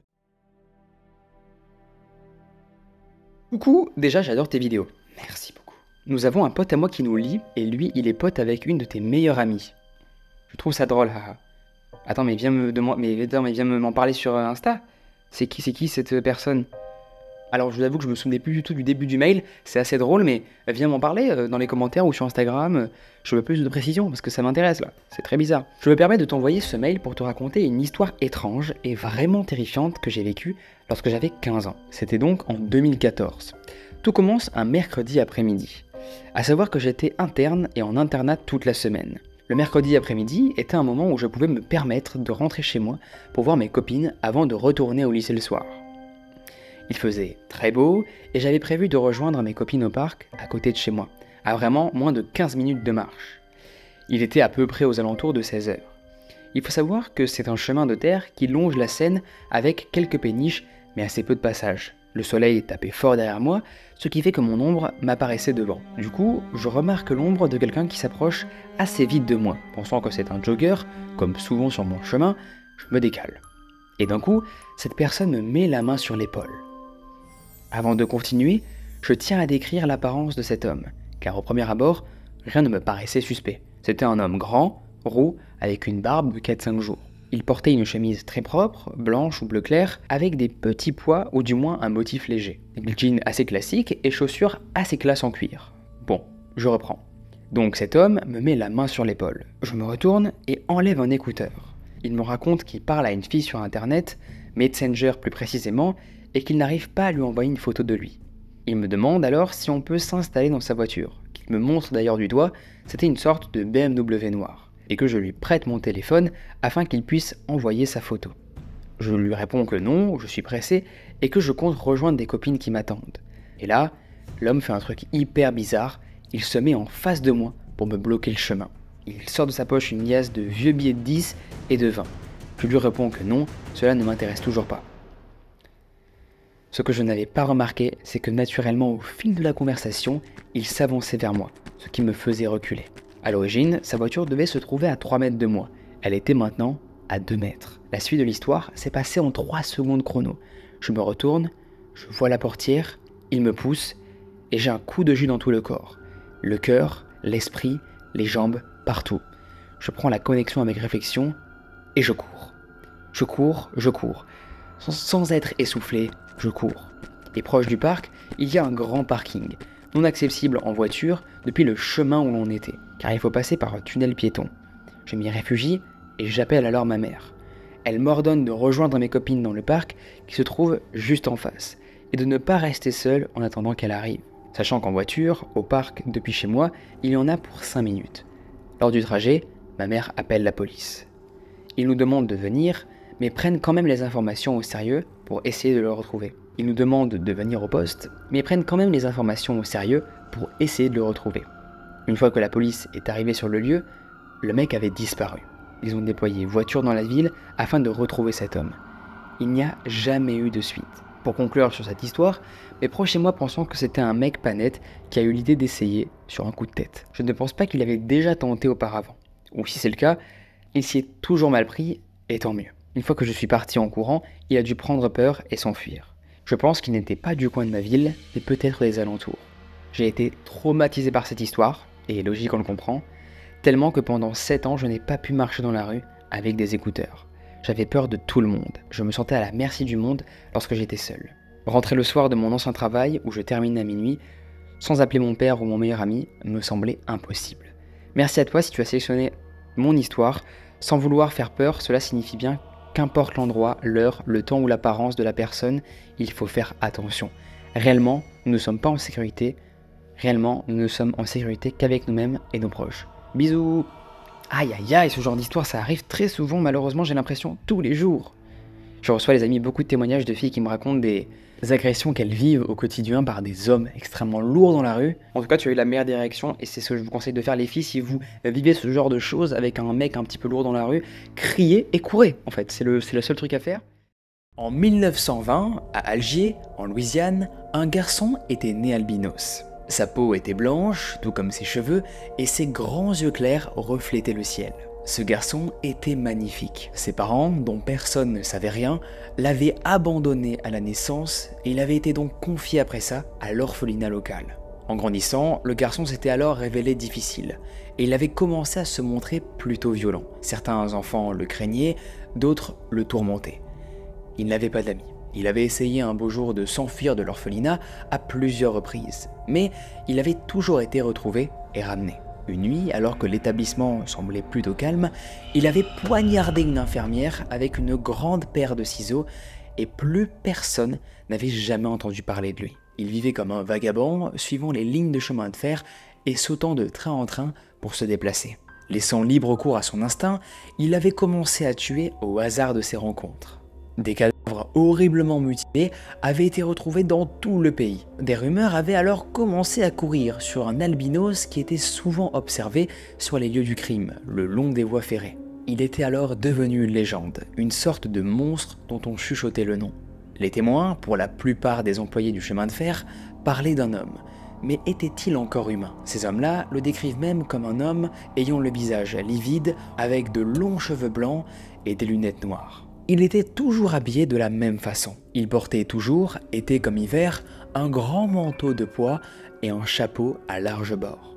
L'un de ses poignets était agrémenté d'un tatouage et dans sa main, osseuse et blanchâtre, il tenait un sac à bandoulière. Il lui servait en fait à transporter les langues et les globes oculaires prélevés directement sur ses victimes. Au fil du temps, sa vue s'était détériorée. Il était alors devenu aveugle et il avait commencé à développer certaines capacités psychiques. À chaque fois que quelqu'un pensait à lui ou disait son nom à haute voix, alors il l'entendait et il prenait un train pour se rapprocher de lui. Leurs pensées le guidaient comme un phare dans la nuit. S'ils arrêtaient de penser à lui, alors il les perdait. Pour l'aider alors dans sa tâche, il s'était fabriqué un compagnon, cousant littéralement les langues et les globes oculaires ensemble. Il avait réussi en fait à lui donner vie grâce à ses connaissances en magie noire, ou peut-être en vaudou.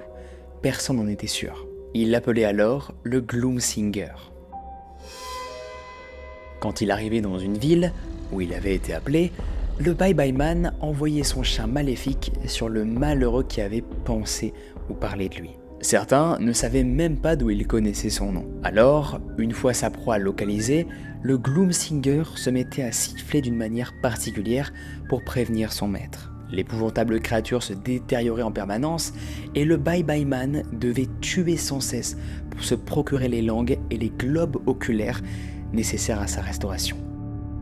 Mais où est le Bye-Bye Man maintenant? Demanda un soir Ellie. Chicago lui répondit aussitôt l'esprit du Ouija. Il vous connaît, il se rapproche.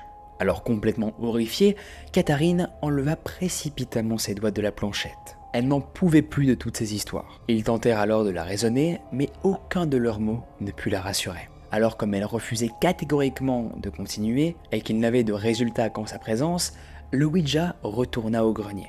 Les trois amis avaient été terriblement affectés par l'expérience. Toutes les nuits, d'abominables cauchemars les réveillaient. Ils étaient précisément tout le temps paniqués et en sueur à 3 heures du matin. Un week-end, Ellie et Catherine se rendirent alors à un concert à Wausau, dans le Wisconsin. Ils marchaient le long du pont ferroviaire de l'île de Barker Stewart, plus connu sous le nom de Body Island, parce que les corps des bûcherons morts étaient autrefois lavés sur une rive en amont. Ellie se pose quelques secondes et ses yeux virent directement sur une tortue dans la rivière. Il décida alors de descendre pour l'observer de plus près. et Catherine l'attendit donc sur le banc. Mais en son absence, un sifflement strident se fit entendre, qui commence à se rapprocher, et elle pensa aussitôt au Bye Bye Man. Complètement terrifiée, elle se mit à courir à toute vitesse, et elle s'enfuit, sans même prévenir Ellie. Peu de temps après, Ellie et Catherine se séparèrent, et Catherine commença alors à sortir avec John. La nuit suivante, John dormait profondément, quand des coups sourds résonnèrent à sa porte. « Hey John, viens, on sort le petit déjeuner !» lui cria une femme depuis le couloir. Sa voix ressemblait étrangement à celle de Catherine. Il ouvrit les yeux. La chambre était toujours plongée dans l'obscurité. Troublé, il jeta alors un rapide coup d'œil à son réveil. 3 heures du matin. Un peu tôt pour aller prendre un petit déjeuner, non? Brusquement paniqué, il se leva précipitamment de son lit, mais dans son affolement, il se prit les pieds dans ses bras et s'effondra sur le sol.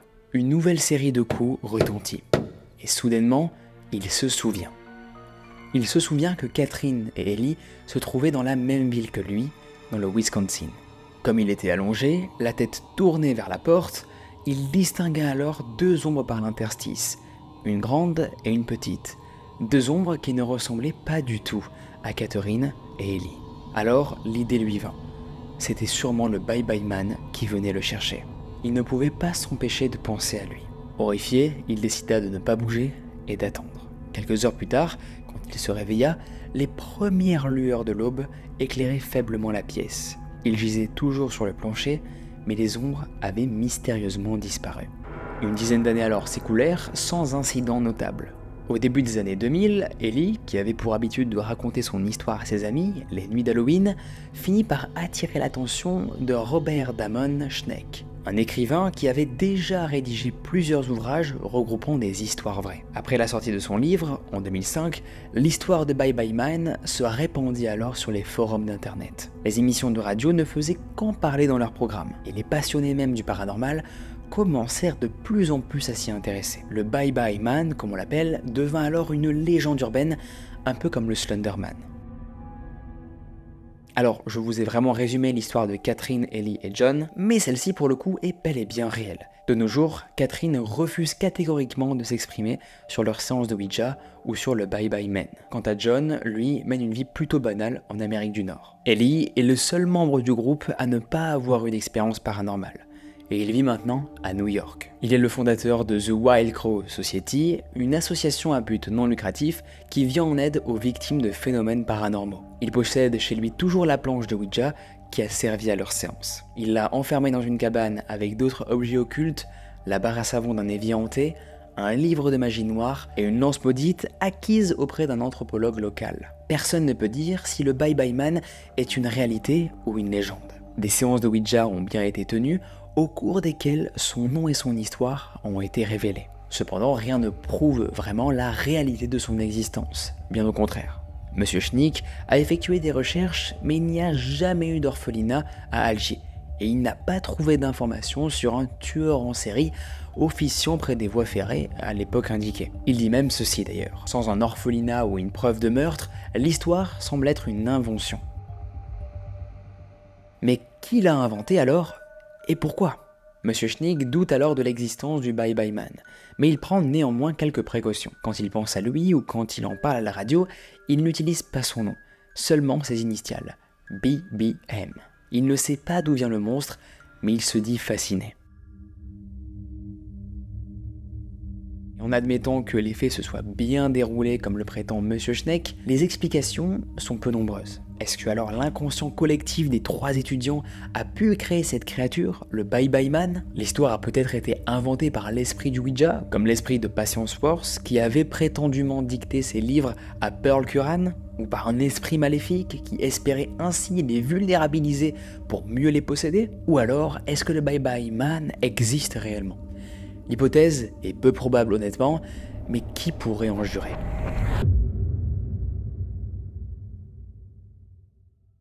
Bonjour, je m'appelle Brian, et je voulais te raconter un rêve prémonitoire que j'ai fait il y a plus de 10 ans. Dans ce rêve, à chaque fois que je m'allongeais, je voyais une image flotter devant moi. Ses contours étaient entièrement noirs, sans que je ne sache pourquoi. Et chaque nuit, je voyais toujours la même scène. Une voiture noire, une BMW, qui fonçait droit dans le jardin de la maison où j'habitais à l'époque. Je me réveillais à chaque fois en sursaut. Le lendemain, même rêve. L'image flottante, la voiture noire qui s'écrase dans notre jardin, tout était identique. Troisième nuit, encore le même rêve.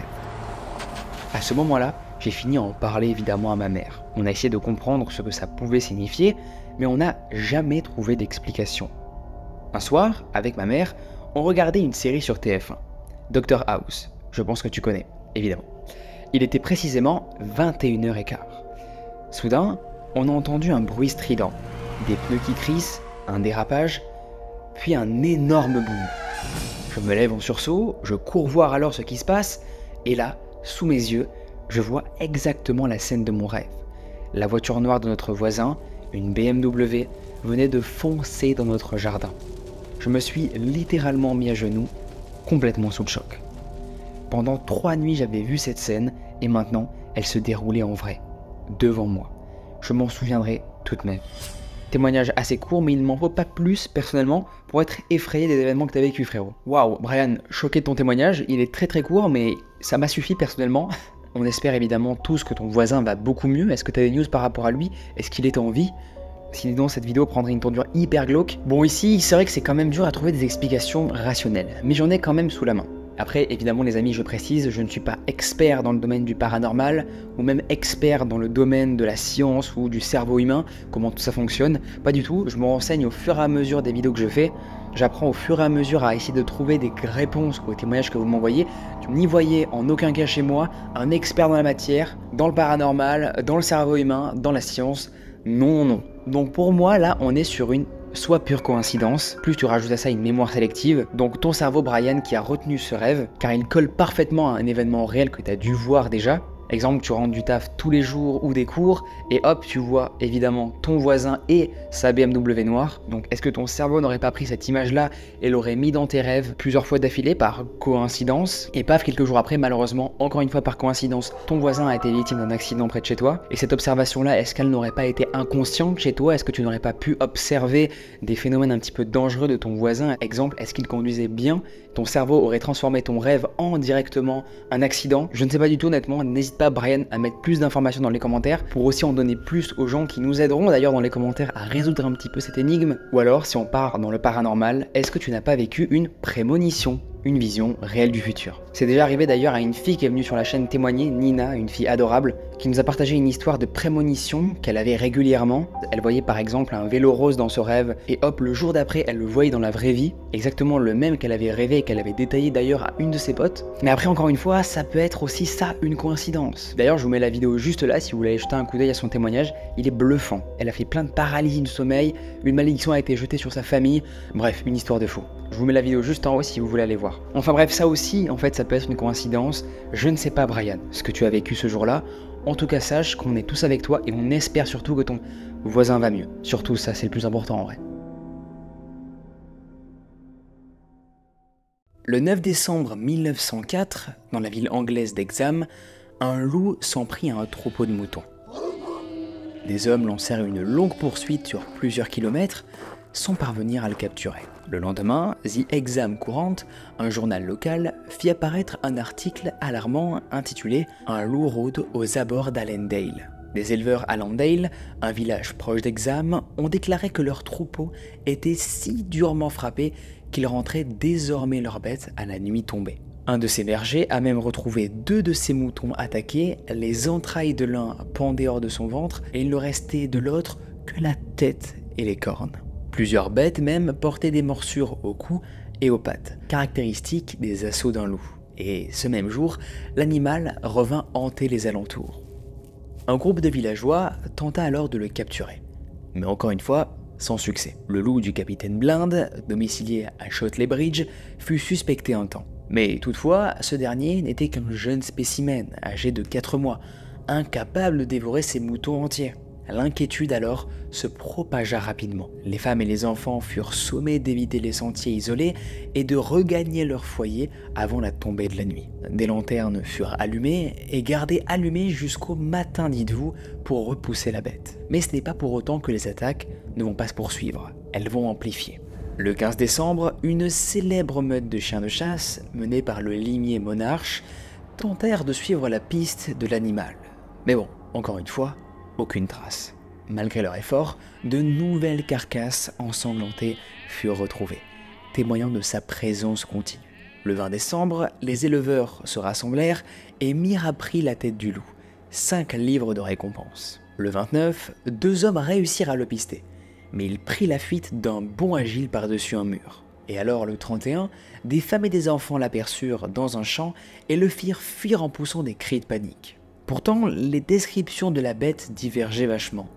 Certains la voyaient noire, d'autres cuivrée, ou encore gris foncé, voire gris clair pour certains. En réaction, les habitants alors formèrent un comité du loup d'Exham, qui organisa de multiples battues. Et malgré des observations fréquentes, la créature parvenait toujours à échapper aux chasseurs et à leurs fusils. Mais bon, face à l'inefficacité générale, les membres du comité firent appel à un certain Bredick, un pisteur indien renommé. Lorsqu'il fut interrogé par le Newcastle Evening Chronicle, il affirma qu'il retrouverait la bête grâce à la science. Pourtant, malgré son assurance, il échoua. Il avait même tenu d'ailleurs ces propos-là. Ce loup ne laisse ni trace, ni odeur. C'est impossible. Était-ce vraiment un loup ? Le 7 janvier 1905, des ouvriers travaillant sur une voie ferrée découvrirent le cadavre d'un loup coupé en deux par un train, à environ 48 km à l'ouest du Hexhamshire. Alors après ça, ils l'enterrèrent, mais après en avoir parlé au chef de la gare de Kennington, ils le déterrèrent et ramenèrent la dépouille en ville. Le capitaine Bain accourut, mais constata que l'animal était trop vieux pour être le sien. Le loup devint rapidement alors une attraction. Des curieux accoururent pour le voir, certains même offrant jusqu'à 40 livres pour voir sa tête. Mais des offres qui seront rejetées.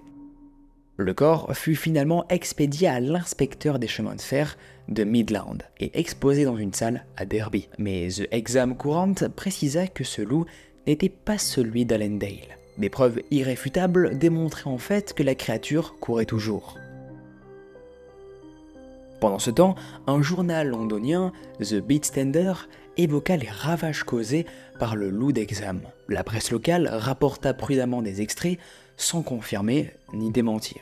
Le 21 juillet, on annonça alors que des chiens avaient été envoyés en forêt, mais le gel empêcha la chasse de progresser. Plusieurs témoins, dont un facteur, affirmèrent pourtant avoir vu la bête. Les attaques devinrent ensuite de plus en plus rares, jusqu'à tomber dans l'oubli. Jusqu'en 1971, un après-midi de février de cette année-là, Colin Robson, âgé de 11 ans, désherbait le jardin familial au 3 Ready Avenue à Hexham, lorsqu'il mit au jour une petite pierre arrondie de la taille d'une balle de tennis. En la nettoyant, il fit apparaître un visage sculpté au trait grossier. Il appela aussitôt son frère Leslie, qui l'observait depuis sa fenêtre, et les deux alors se mirent à fouiller le jardin. Bientôt, Leslie trouva une seconde tête. Toutes deux, vaguement sphériques, elles comportaient en fait à leur base une excroissance, comme si elles avaient été fixées à un socle ou un corps. La première, gris vert, lourde et incrustée de cristaux de quartz, affichait des traits masculins et des cheveux plaqués. L'autre, aux yeux exorbités et au nez crochu, semblait porter une coiffure nouée avec 2 touches de rouge et de jaune. Pour les enfants, elle ressemblait à une sorcière. Après les avoir nettoyés, ils les rapportèrent alors à la maison et d'étranges phénomènes commencèrent. Les têtes semblaient tourner d'elles-mêmes durant la nuit. Des objets se brisaient sans raison, des bouteilles explosaient et des bibelots se retrouvaient même en miettes. Une nuit, l'une des filles de la famille, avec sa sœur, vit tomber sur son lit une pluie de fragments de verre. Traumatisée, elles demandèrent alors à changer de chambre. Une voisine, Madame Ellen Dowd, vécut un épisode encore plus troublant. J'étais allé dormir avec mon fils malade dans la chambre des enfants. Il ne cessait de dire qu'on le touchait. Et soudain, j'ai vu une silhouette. Elle s'est approchée et j'ai senti ses mains sur mes jambes. Puis, elle est sortie à 4 pattes. On a hurlé. C'était une créature mi-homme, mi-animal. La nuit précédente, elles avaient entendu des bruits étranges provenant de la maison des Robson. Sa propre porte d'entrée s'était retrouvée ouverte. Un voisin, lui aussi, parla de hurlements, semblables à ceux d'un loup-garou.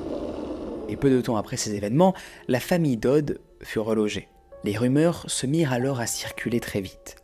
Les pierres, surnommées le garçon et la fille, furent alors confiées à l'abbaye d'Hexham, puis au musée des Antiquités, et enfin à l'experte en artefacts celtiques, le docteur Anne Ross.